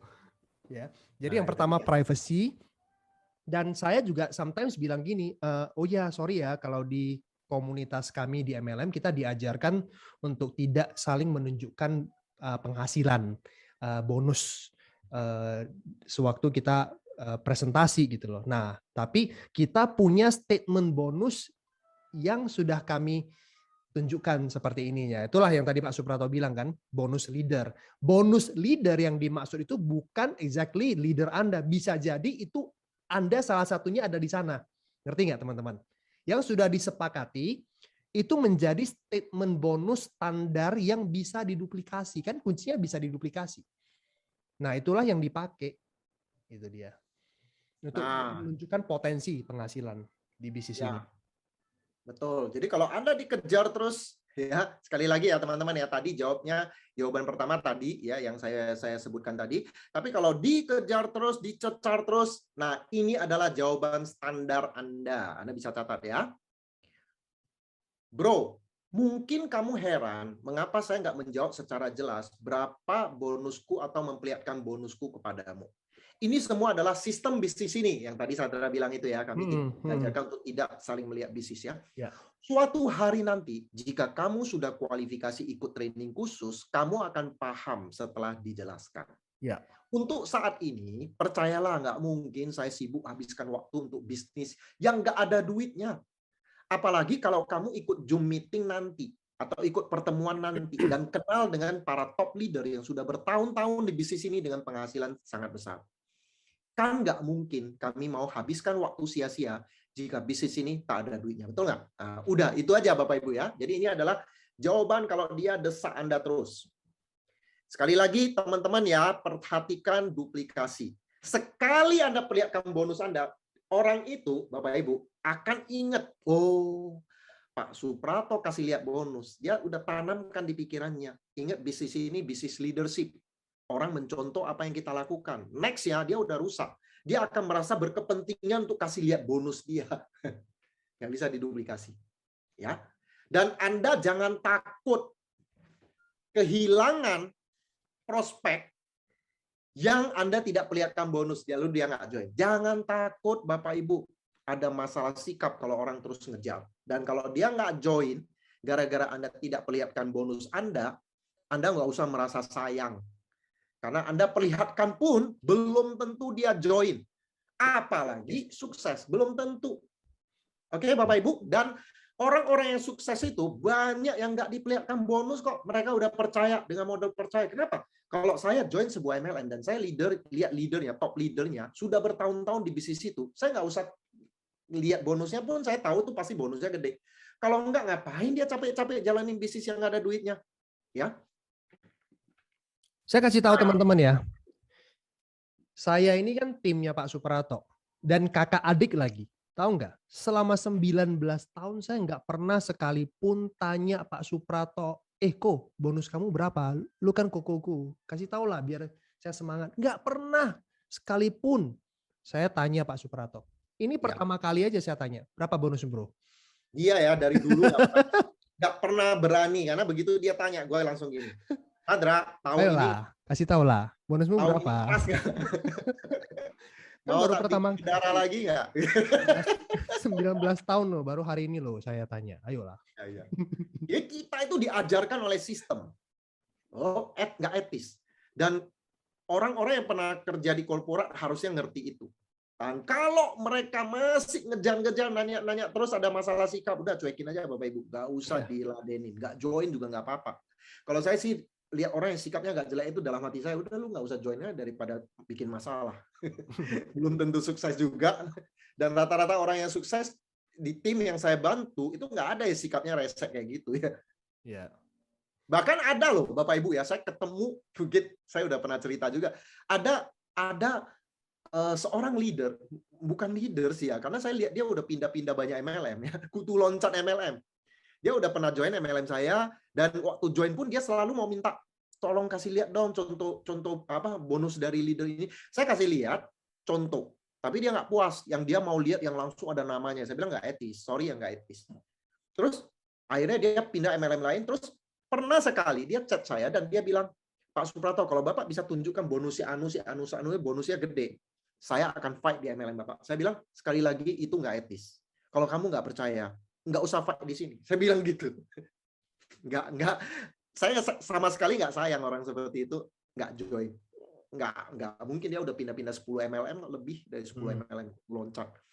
Ya, mungkin dia selalu emang kalau orang tunjukin bonus dia mau fight, nggak orang yang sikapnya bagus tuh nggak seperti itu ya. Oke? Yuk. Berikutnya. Mana tadi? Bagaimana jika prospek nggak punya modal untuk join? Masalah klasik ya. Mau join tapi nggak ada duit. Nah, saya kasih tahu Anda ya. Kalau ada orang ya, prospek yang bilang saya mau join nggak ada duit, ada 3 kemungkinan. Oke. Kemungkinan pertama yang paling banyak ya, sebenarnya tidak tertarik, alasan aja. Ya. Nomor 2, dia ada uang tapi bukan prioritas untuk join MLM. Dia mungkin punya tabungan, tapi tabungannya itu untuk hal darurat. Misalnya untuk uang sekolah anaknya, atau misalnya untuk kebutuhan-kebutuhan lain. Ya itu. Jadi join MLM bukan prioritas. Mungkin itu. Makanya dia bilang nggak ada duit. Jadi sebenarnya ada duit, cuman duitnya untuk hal lain lah, bukan prioritas. Kemudian yang ketiga, benar-benar nggak punya duit. Ya ini 3 kemungkinan. Nah, kemungkinan yang pertama, ini yang paling banyak nih ya, sebenarnya alasan aja, dia cuma alasannya nggak tertarik, kurang tertarik lah. Kalau punya modal boleh lah, kalau nggak punya modal nggak usah lah. Nggak terlalu tertarik sebenarnya. Ya ini ya. Yang nomor 1 ini nanti Anda bisa tahu setelah Anda tes. Oke, setelah diuji Anda akan tahu. Nah, sekarang saya ingin Anda mengubah paradigma orang yang nomor 2. Ya, ubah paradigma dia, sudut pandang dia. Karena orang nomor 2 ini punya duit di tabungan, atau dia mau usahakan uang, mungkin pinjam sama keluarga atau apa-apa, dia bisa sebenarnya. Cuman dia nggak melihat join MLM sebuah prioritas. Nah, Anda perlu mengubah paradigmanya. Caranya gimana? Anda mesti kasih tahu bahwa ini investasi bisnis untuk profit, bukan sekedar beli produk. Karena orang yang nggak punya duit nih Bapak Ibu, atau duitnya pas-pasan, bukan prioritas dia untuk pakai produk. Entah itu suplemen atau apa, dia nggak prioritas itu. Orang kalau misalnya duitnya pas-pasan, nggak mikirin suplemen, Bapak Ibu. Ya nggak sampai kepikiran, walaupun kita tahu dia butuh, tapi dia nggak pikiran ke situ. Kenapa? Karena untuk kebutuhan sehari-hari aja kurang. Ya, nah orang seperti itu yang serba kekurangan, Anda ubah paradigmanya. Anda bilang, bro, saya ajak bro untuk profit, cari duit, bukan sekedar beli produk. Jadi ubah paradigmanya. Ini join MLM itu bukan biaya, bukan sebuah pengeluaran, tapi investasi. Beda loh ya. Kalau pengeluaran kan habis begitu aja ya. Misalnya Anda buat konsumsi untuk jalan-jalan itu keluar habis. Nah, tapi investasi Anda keluar dan berharap ada return-nya, ada income-nya, itu investasi. Jadi ubah paradigmanya. Ini bukan uang keluar, tapi investasi supaya ada uang masuk. Ini bisnis, bro. Investasi untuk bisnis, modal untuk bisnis.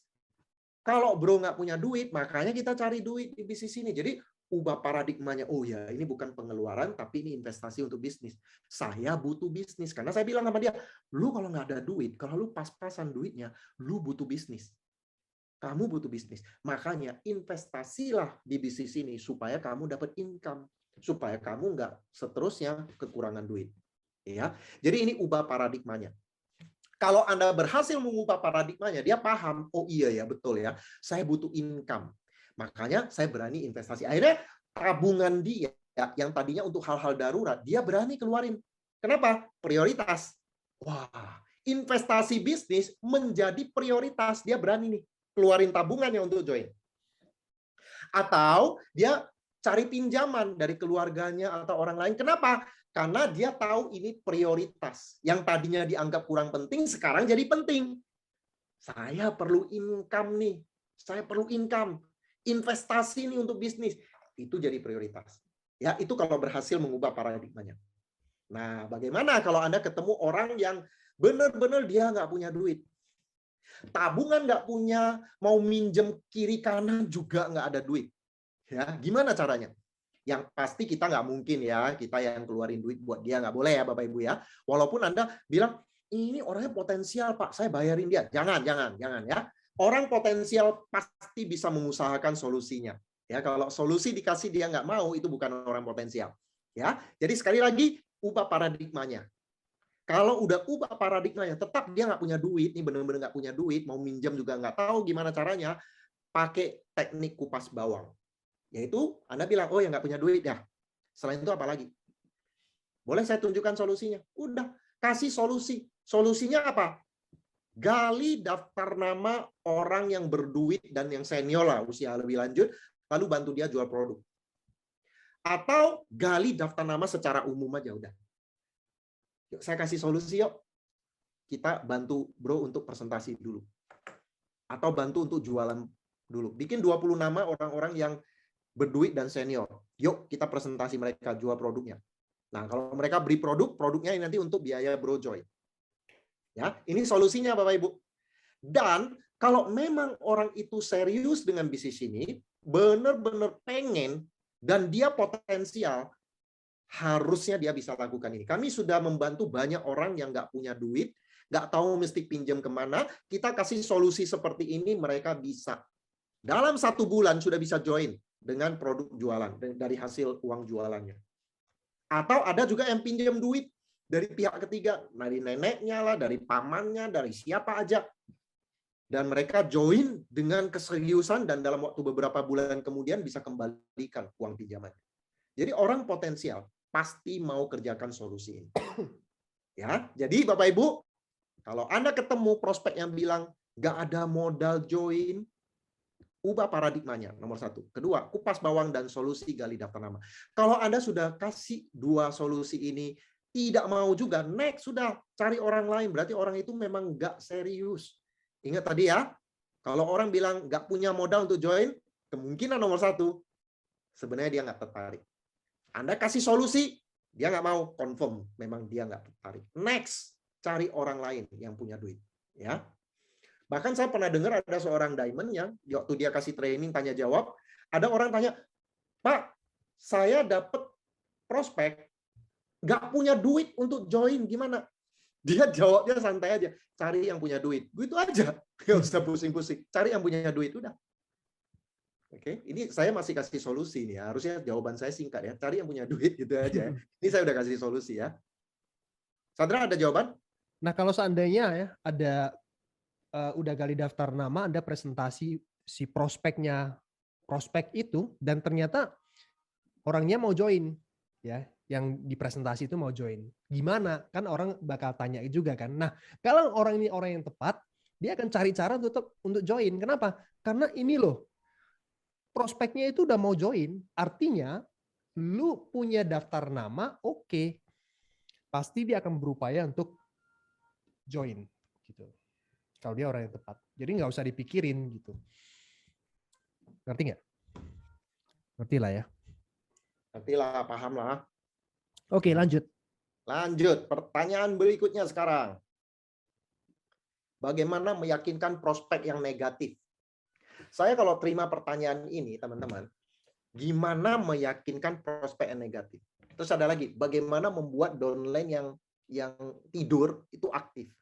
Membuat downline semangat, meyakinkan prospek yang negatif. Saya kasih tahu teman-teman ya, tidak perlu. Jawabannya tidak perlu. Jadi gimana meyakinkan prospek yang negatif? Tidak perlu. Gimana membuat downline semangat? Tidak perlu. Itu jawaban yang paling penting sebenarnya. Oke, ya. Nah, kalau misalnya Anda bayangkan tadi ada leader yang jawab, Pak, prospek saya nggak punya duit, gimana? Dia bilang, cari yang punya duit.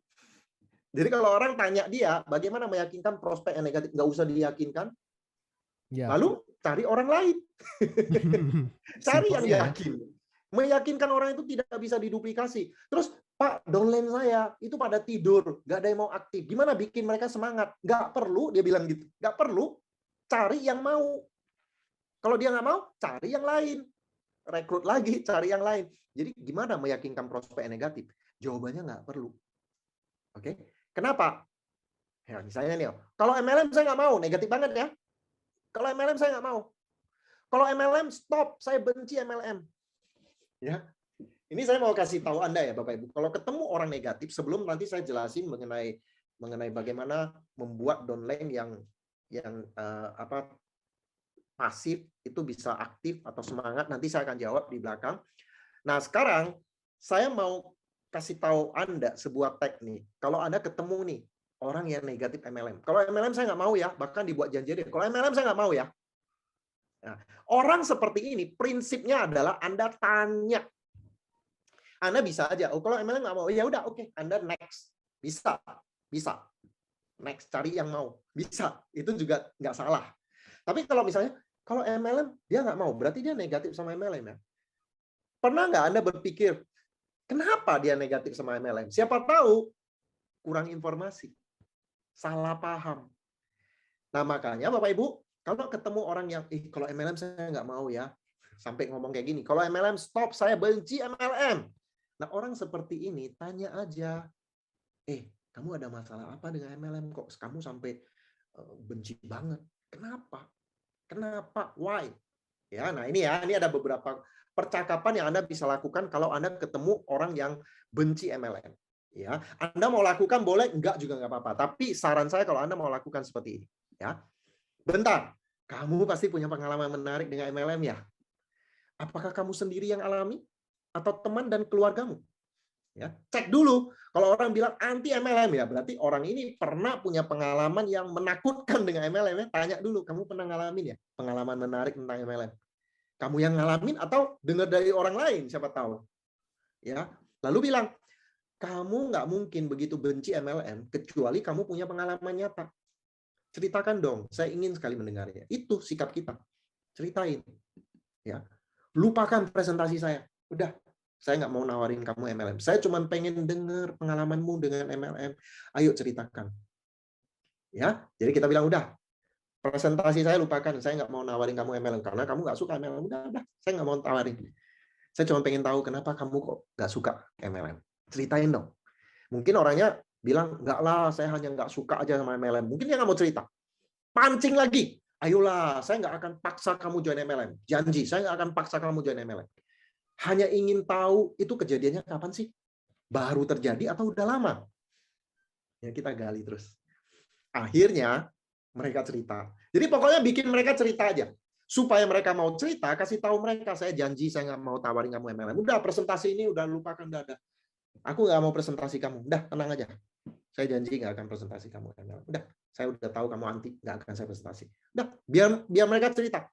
Nah, akhirnya mereka cerita nih, karena bla bla bla, dan ujung-ujungnya Bapak Ibu, biasanya orang itu anti MLM karena dua masalah. Masalah pertama adalah dia menyalahkan perusahaan MLM tertentu.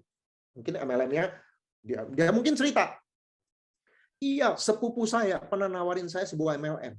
Saya waktu itu semangat, saya tawarin teman-teman saya. Beberapa bulan kemudian MLM-nya tutup. Kecewa dia sama perusahaan MLM yang tutup itu. Bisa jadi itu. Jadi masalah nomor satu, menyalahkan perusahaan MLM tertentu. Yang kedua, mungkin upline-nya atau sponsornya. Iya, teman saya datang nawarin MLM. Saya join, saya percaya sama dia. Ternyata dia nggak pernah bantu saya. Dia janji mau bantu, tapi nggak pernah bantu saya. Malah saya ditinggalkan begitu aja. Kecewa sama upline-nya. Jadi cuma dua masalah orang anti MLM. Nomor satu, menyalahkan perusahaan MLM-nya. Nomor dua, menyalahkan upline-nya. Nah, setelah Anda mendengarkan pengalaman mereka, Anda tinggal bilang begini, saya turut prihatin dengan apa yang kamu alami. Tapi bolehkah saya bertanya, apakah yang mengecewakan kamu itu bisnis MLM secara umum atau perusahaan tersebut? Oke, biasanya mereka akan bilang, iya sih, perusahaan itu. Ya, karena bisnis MLM kan nggak semua seperti itu. Ada MLM yang bagus bertahan sampai sekarang udah 60 tahun lebih, ya kan? Atau Anda bilang sama dia, saya turut prihatin dengan apa yang kamu alami. Tapi bolehkah saya bertanya, apakah yang mengecewakan kamu itu bisnis MLM secara umum atau oknum yang jalankan bisnis MLM itu? Kamu itu kecewa dengan MLM secara umum atau dengan upline-mu?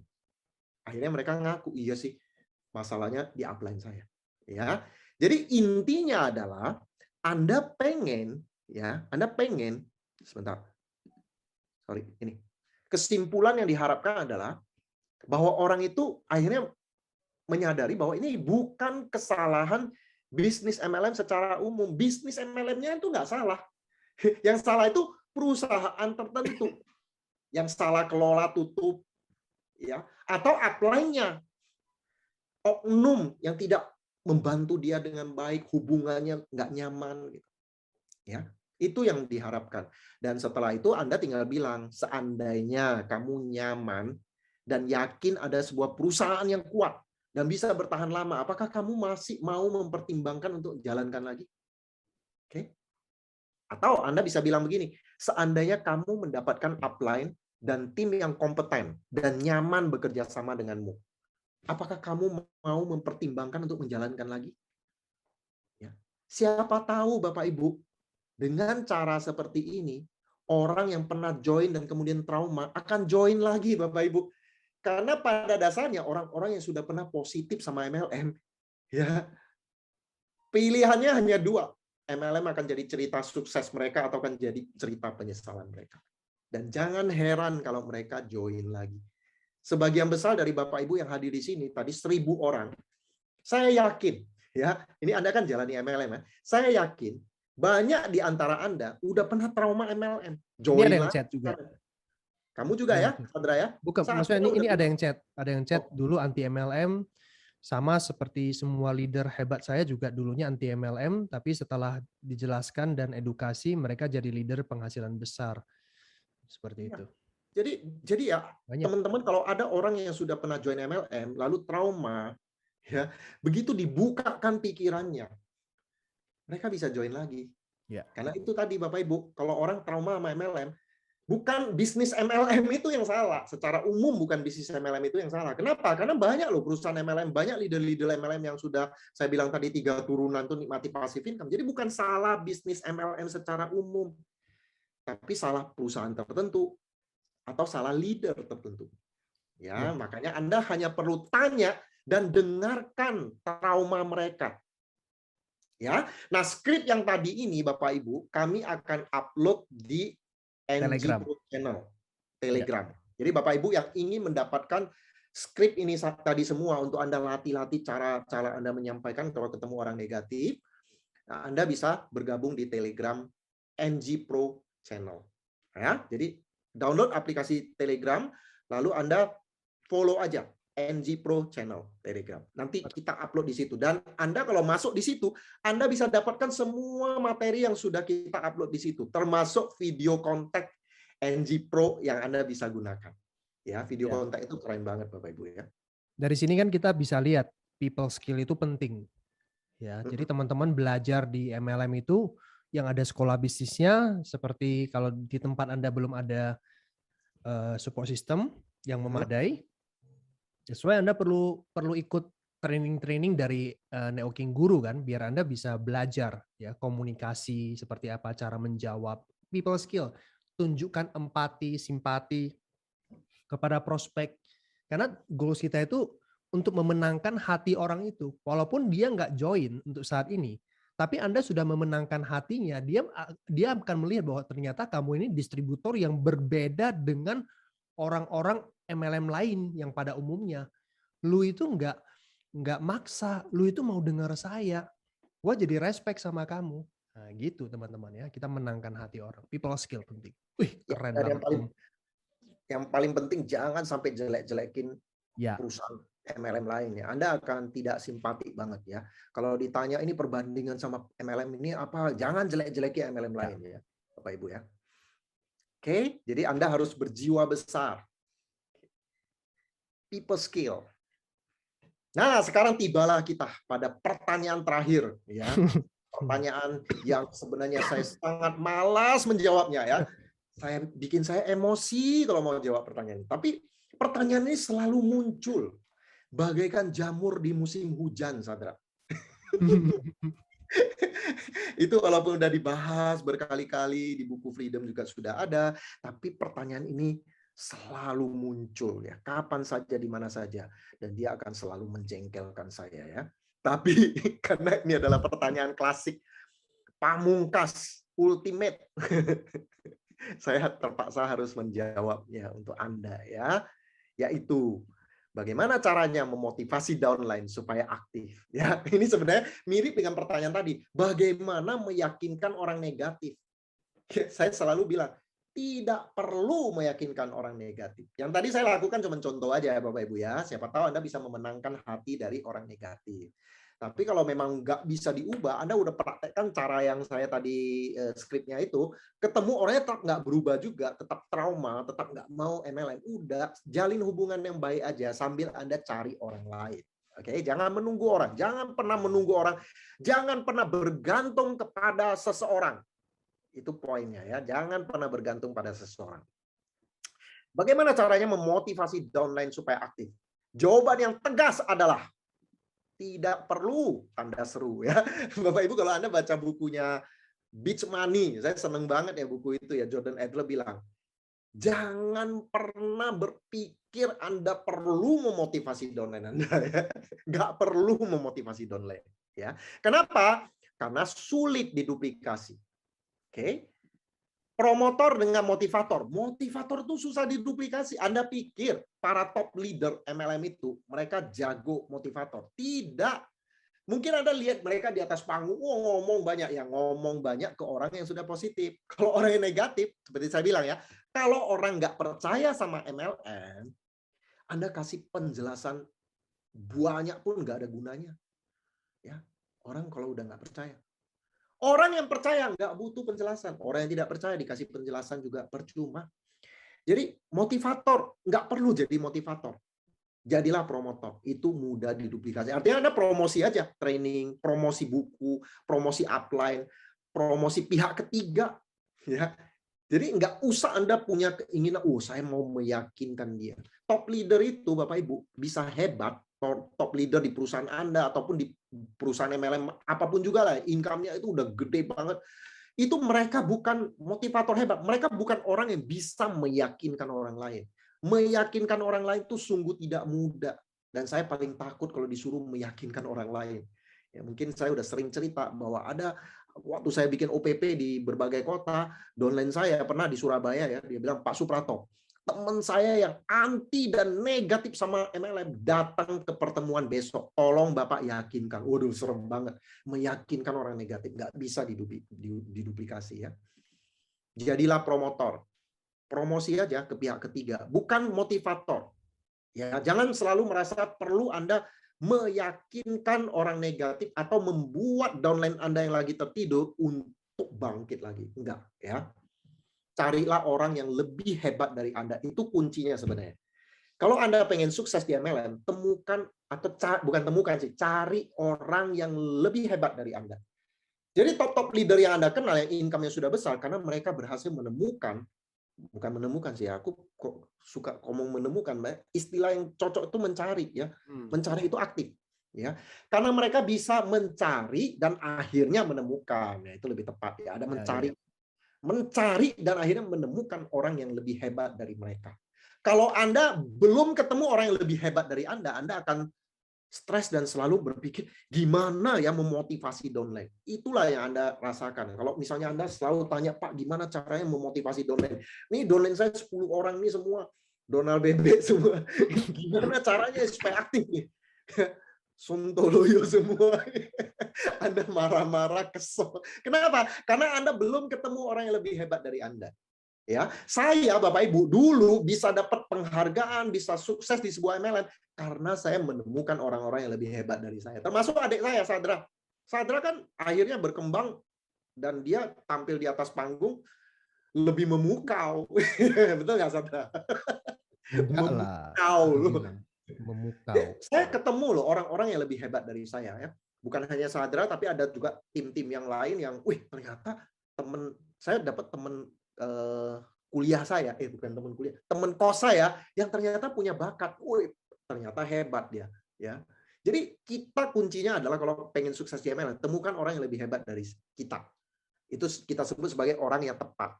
Jangan jadi orang nomor satu, nggak usah. Ya, yang penting downline kita orang nomor satu. Kalau kita punya downline orang nomor satu, orang nomor satu, orang nomor satu, orang nomor satu, kita jadi bapaknya orang nomor satu itu. Seperti ada pertanyaan receh, ya binatang apa paling tua?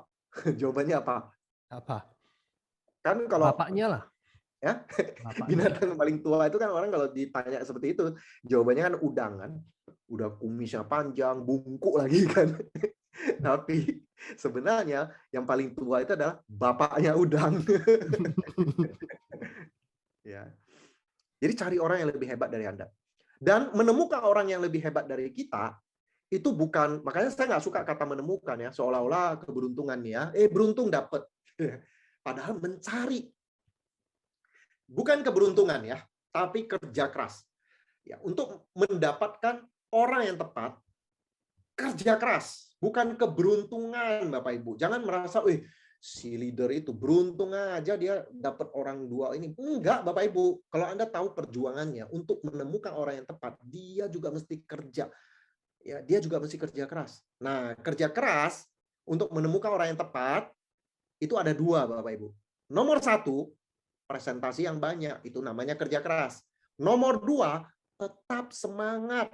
Itu kerja keras yang sesungguhnya.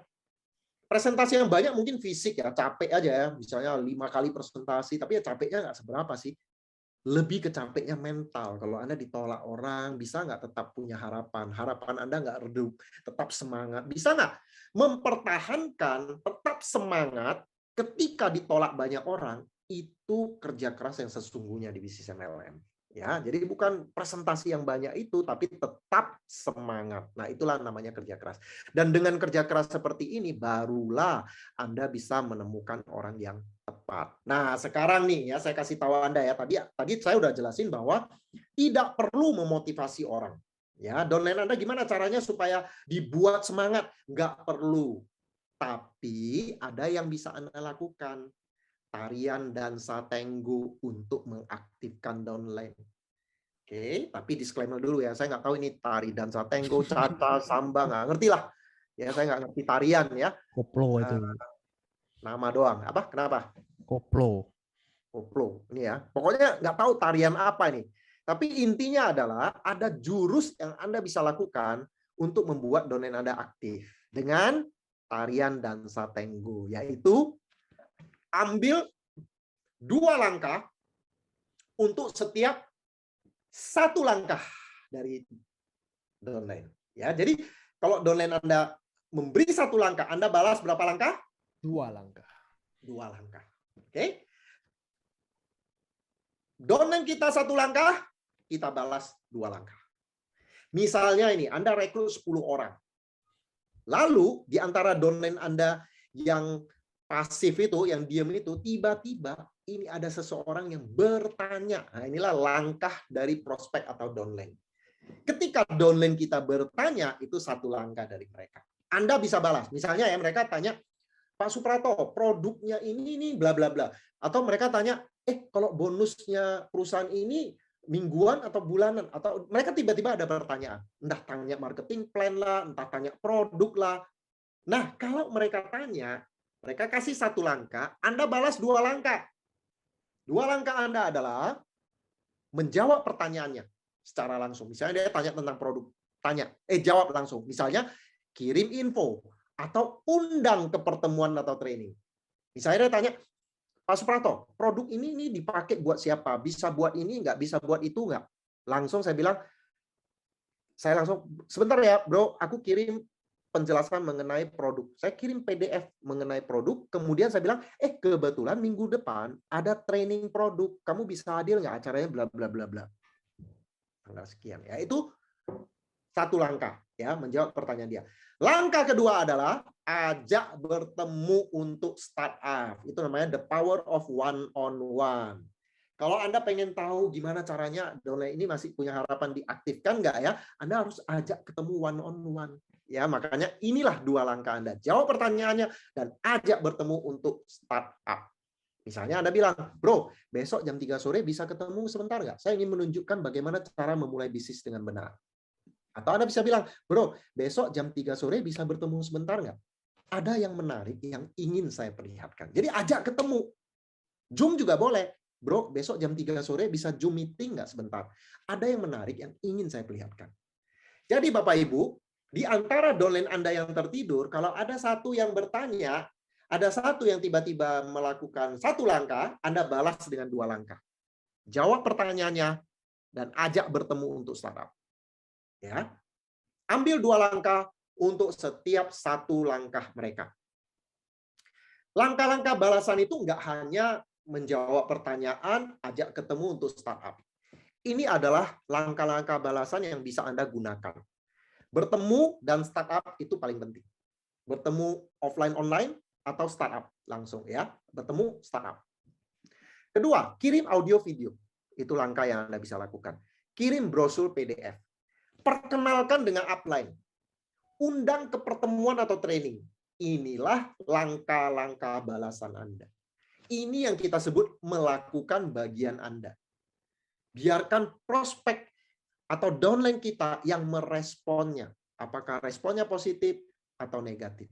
Jika tidak ada respon, sponsori orang lain. Jangan bergantung pada downline yang pasif itu. Downline yang setengah-setengah hati itu. Ya. Jadi jangan bergantung kepada mereka. Kalau mereka tidak ada respon, Anda udah ajak ketemu, tiba-tiba mereka alasannya macam-macam ya. Aduh, nggak bisa lah, nggak itulah. Walaupun mereka udah tanya, Anda balas 2 langkah, seringkali juga mereka nggak respon. Kalau itu yang terjadi, ingat Bapak Ibu, sponsori orang lain. Jangan bergantung kepada kuda yang tidak haus. Membuat kuda haus dulu Bapak Ibu. Kalau dia nggak haus, Anda mau ajak ke tempat minum, susahnya minta ampun. Anda tarik-tarik kuda itu nggak bisa, bikin dia haus. Nah, bagaimana caranya bikin kuda itu haus? Oke, Anda ajak ketemu. Nomor 1, gali impian. Ini langkah yang Anda bisa gunakan dengan menerapkan bab 46 jurus 3 pertanyaan emas dari buku Freedom is Not Free. Ya, Anda bisa gali hot button-nya. Apa impiannya? Ya, karena orang itu baru mau aktif kalau dia tahu apa gunanya bisnis MLM ini untuk mereka. Kalau mereka ada impian dan mereka tahu dengan menjalankan bisnis ini, impian mereka bisa terwujud. Baru mereka jadi kuda yang haus. Baru mereka mau aktif. Ya. Nah, kalau Anda sudah mencoba gali hot button-nya nggak keluar dulu, kadang-kadang Anda harus pancing dengan menceritakan impian Anda. Jadi ketemu cerita impian Anda, kenapa Anda tertarik bisnis ini, kemudian tanya impiannya. Oke, tanya impiannya. Dan ceritakan testimoni bisnis yang menarik untuk supaya mereka semangat. Cerita testimoni, ibu itu sekarang sukses. Bapak itu tadinya pedagang kecil, bisa lunasi hutang, bisa sekolahkan anaknya ini, bisa beli ini, bla bla bla. Cerita testimoni bisnis yang menarik. Ya, jadi membuat kuda haus, pertama gali impiannya, kedua cerita impian Anda untuk memancing, dan cerita testimoni bisnis. Itu cara untuk membuat kuda haus. Kalau kudanya nggak haus-haus juga, Anda udah lakukan bagian Anda. Sekali lagi, cari orang lain. Jangan bergantung kepada downline yang tidak, yang setengah-setengah, yang tidak haus itu ya. Gali daftar namanya. Ujung-ujungnya gali daftar nama Bapak Ibu ya. Bab 57 ada jurus simulasi 2 menit Anda baca di buku Freedom ini supaya Anda tahu gimana caranya menggali daftar namanya. Jadi kalau ada downline setengah-setengah, belum mau serius jalani, Anda gali daftar namanya aja. Karena capek kan kita berurusan dengan downline yang setengah-setengah. Kita kan mau cari orang yang lebih hebat dari kita. Kalau downline ini setengah-setengah, gali daftar namanya. Siapa tahu di daftar namanya dapat orang yang lebih hebat. Ya. Jika tidak ada respon, ingat Bapak Ibu, jika tidak ada respon, jangan maksa. Jangan mikir apa yang saya harus lakukan. Ya, Anda sudah lakukan bagian Anda. Sponsori orang lain sekarang. Terus sponsori 3-5 rekrut pribadi setiap bulan. Setiap bulan sponsori orang baru. Bahkan walaupun Anda sudah punya orang-orang yang bergerak, yang aktif, jangan berhenti sponsori orang. Kenapa? Karena bisa jadi orang yang lebih hebat belum Anda rekrut. Anda bergantung sama orang yang setengah-setengah jalannya. Kadang-kadang ada yang aktif tapi nggak produktif. Anda bergantung sama dia terus. Ya, jangan bergantung sama orang. Terus rekrut 3-5 orang setiap bulan untuk menemukan orang yang tepat. Ingat, ada ribuan Michael Jordan di luar sana. Ini judul dari salah satu bab buku Freedom yang mengatakan bahwa ada loh orang-orang berbakat di luar sana. Ya, yang belum pernah join MLM, dan kalau dia join MLM dia akan jadi star, akan jadi bintang, sama kayak Michael Jordan. Ya, belum pernah pegang bola basket, itu ada ribuan orang di luar sana. Kalau dilatih pegang basket, jadi star. Demikian juga dengan bisnis MLM Bapak Ibu. Kenapa Anda tidak rekrut orang-orang di luar sana yang banyak sekali orang-orang yang tepat, yang bisa Anda rekrut, masukkan ke jaringan Anda. Tapi kok Anda cuma liatin downline Anda yang capek hati, Bapak Ibu, Anda stres, komplain terus, kenapa nggak mau aktif, kenapa nggak aktif. Itu namanya kipas-kipas tukang sate, Bapak Ibu ya. Kipas, akhirnya downline Anda mati semua, Anda ikut mati. Itu namanya kipas-kipas tukang sate. Jangan bergantung kepada downline Anda. Jangan bergantung pada 1-2 orang. Pak, gimana yang bikin orang ini bertobat? Gimana bikin orang ini semangat ya? Capek hati Bapak Ibu, temukan orang yang lebih hebat dari Anda. Mereka yang top leader itu, mereka dapat orang hebat Bapak Ibu. Makanya mereka nggak menghabiskan waktu dengan kayak kipas-kipas tukang sate, cuma merenungi nasib dari downline, kenapa nggak mau aktif ya, kenapa nggak mau aktif, apa yang saya mesti lakukan supaya mereka aktif. Ya, carilah orang yang tepat Bapak Ibu. Ciri-ciri orang yang tepat itu ada 3. Nomor 1, rajin dan konsisten. Ya, punya impian yang kuat ini, rajin dan konsisten. Kalau Anda ketemu orang yang banyak mikir, nggak pernah action, bukan orang yang tepat. Nomor 2, mau ikuti sistem, nggak ngeyel, orang yang tepat ini. Dan yang ketiga, memiliki sikap yang bagus, bukan orang yang banyak komplain, konflik sana sini, apalagi tidak bisa dipercaya masalah keuangan, sering bohong dan sebagainya. Ya, jadi ciri-ciri orang yang tepat adalah rajin dan konsisten, mau ikuti sistem, punya sikap yang bagus. Anda cari orang seperti itu. Tapi sebelumnya, bagaimana caranya? Jadilah orang yang tepat dulu. Anda jadi orang yang tepat dulu. Nah, ini saya mau kasih tahu Anda, ini penting banget. Saya udah ketemu pertanyaan yang seperti ini, udah banyak banget. Bahkan mereka garisin timnya dia. Misalnya nih, Pak, saya punya tim nih, A, si B, si C, si D. Si A ini pembuat masalah, troublemaker. Dia komplain sama si A. Si A ini, Pak, sebenarnya aktif, Pak. Tapi setengah-setengah, Pak. Dan dia nggak percaya sama saya. Bla, bla, bla. Orang ini, leader ini, mencelah downline-nya si A. Terus saya bilang, si B gimana? B nggak mau jalan. C nggak mau jalan. D nggak mau jalan. Jadi si orang ini, leader ini, hanya komplain tentang si A. The troublemaker. Pembuat masalah. Dia bilang si A ini harusnya bisa berkembang, tapi masih bergantung sama saya. Atau si A ini nggak mau dengerin saya. Si A ini sering crosslining dan sebagainya. Pokoknya si A ini troublemaker. Tidak mau dengerin dia. Ya. Tidak mau dengerin dia. Gimana caranya? Dia bilang, dia tanya saya, gimana caranya membuat si A ini mau dengerin dia? Dan si A ini mau berkembang, mau kerja dengan benar. Lalu nasihat saya kepada dia, saya bilang, kalau kamu tergantung pada si A, habis kamu. Kamu nggak punya postur. Si A nggak mau dengerin kamu. Karena si A melihat kamu nggak punya orang lain. Kamu itu cuma punya si A. Si A itu nggak ngerasa kamu itu nggak bekerja dengan baik. Kamu komplain tentang si A. You sendiri nggak ada kerjanya. You sendiri nggak berhasil. Lalu saya bilang sama dia, kamu sekarang temukan siapa? Mungkin si B, si C, si D. Kalau bukan mereka, rekrut orang lain sampai dapat orang yang jalan di luar A. Saya bilang, kamu nggak bisa apa-apa terhadap si A. Kamu nggak bisa mengubah si A. Kamu nggak bisa menginspirasi A. Kamu nggak bisa membuat si A jalan kalau kamu tidak membuktikan diri kepada si A bahwa di luar A kamu bisa temukan orang yang hebat. Akhirnya dia kerja. Dia kerja. Dia dapat si E. Si E ini berkembang. Kalau Anda, Bapak Ibu, berhasil mendapatkan seseorang di luar kaki lain, Anda buktikan bahwa Anda bisa bangun kaki yang besar, lebih besar daripada si A, Anda akan jadi punya pengaruh. Saya gambarkan ini bintang ya. Anda jadi punya pengaruh. Nah, karena Anda sudah punya pengaruh, si C, si B, si D juga lihat, oh, Anda ini bukan hanya ngomong doang ya, selain punya si A, Anda juga punya si E. Tadinya kan si B, si C, si D juga nggak respect sama Anda. Kenapa? Karena mereka semua lihat Anda cuman punya si A, nggak ada kaki lain, cuman A doang. Tapi karena Anda membuktikan punya si E, akhirnya si C terpengaruh. Si C mulai jalan. Nah, ketika si C juga berkembang, postur Anda makin naik, peringkat Anda naik, pengaruh Anda naik, leadership Anda bertambah. 3 bintang sekarang. Nah, kalau Anda jadi orang seperti ini, kemungkinan si A, weh, upline-ku hebat ya. Di luar saya, dia punya kaki lain.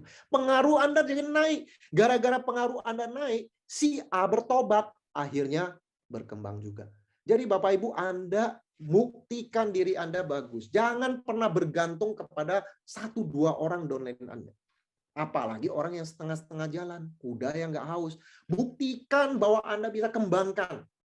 Kalau Anda terbukti bisa bangun kaki-kaki lain, Anda bisa temukan orang yang lebih hebat. Orang yang tadinya nggak jalan, bisa tiba-tiba jalan. Mereka itu loyo karena lihat Anda loyo. Anda masih buktikan. Makanya Bapak Ibu setiap bangun jaringan, Anda punya tim, A nggak mau jalan, B nggak mau jalan, C nggak mau jalan. Nggak apa-apa, Anda cari. Cari C, cari D, cari E, cari F, cari G, sampai Z bila perlu. Nah, Anda temukan orang yang lebih bagus. Bangun yang gede. Pengaruh Anda akan naik. Yang lain-lain akhirnya respect kepada Anda. Kalau Anda nggak punya kaki yang lain juga nggak akan respect dengan Anda, Bapak Ibu. Ya, jangan seperti nelayan pencari mutiara yang dia dapat mutiara, dia dapat kerang, ya, dia buka, di dalamnya nggak ada mutiara. Dan dia pegangin kerangnya ini, ya, tiramnya ini dia pegangin seharian, dia berharap besok ada mutiara di dalam. Kan nggak mungkin, Bapak Ibu. Kalau nelayan mutiara, ya dia buka tiram, nggak ada mutiara. Apa yang dia lakukan? Dia buang. Dan dia buka lagi tiram yang lain. Nggak ada mutiara, dia buang. Dia cari terus sampai dapat tiram yang bermutiara. Kita juga begitu. Ngapain orang yang tidak tepat Anda pegangin terus berharap dia tiba-tiba jadi bintang? Nggak bisa seperti itu. Anda harus terus merekrut orang. Makanya tadi saya bilang, rekrutlah 3-5 orang setiap saat. Terus sponsori orang baru. Saya pernah punya leader yang hanya aktif di 3 bulan pertama di MLM itu. Dia rekrut beberapa orang. Dan setelah itu, dia hanya ngurusin orang itu. Nggak pernah lagi sponsori orang. Itulah yang namanya kipas-kipas tukang sate. Anda harus terus sponsori orang baru. Jangan melawan angka. Ada angkanya semua ya. Dari 100 daftar nama mungkin hanya 75 yang bisa Anda presentasi, yang hanya 50 yang bisa Anda follow up, hanya 15 yang join, hanya 5 aktif dan jadi 1 jadi leader. Jadi dari yang aktif pun nggak semua jadi leader. Ada yang tumbang di tengah jalan.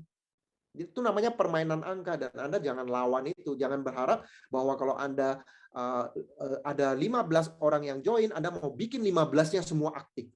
Lalu 15-nya jadi leader. Enggak bisa, Bapak Ibu. Permainan angka. Anda perlu lebih banyak orang yang join. Anda perlu lebih banyak orang aktif. Baru Anda bisa dapat lebih banyak leader. Yang penting banyak. Ya, lakukan bagian Anda, perlengkapi mereka. Seperti tadi saya lakukan teknik dansa tango itu ya.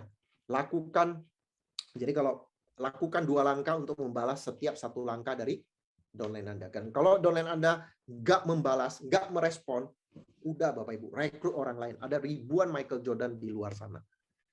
Oke, Sadra. Mungkin itu saja yang saya ingin bawa. Mantap. Saya nggak perlu tambahkan lagi karena semua yang mau saya sampaikan sudah Anda sampaikan dengan sangat. Saya kesal banget, jadi saya kasih lengkap ya. Baik. Jadi ingat Bapak Ibu teman-teman, bagaimana cara memotivasi downline? Caranya adalah Anda tunjukkan bahwa Anda bisa jalan tanpa mereka. Tunjukkan Anda bisa berprestasi tanpa mereka. Jadi jangan liatin 1-2 orang itu dan Anda bergantung sama mereka. Buktikan bahwa Anda bisa rekrut orang lain yang hebat. Mereka akan respect pada Anda. Kalau mereka nggak respect pun nggak masalah. Anda nggak butuh mereka kok. Daftar nama itu nggak habis-habisnya di luar sana. Oke? Anda bisa temukan orang-orang hebat di luar sana. Jangan bergantung kepada 1-2 orang downline Anda.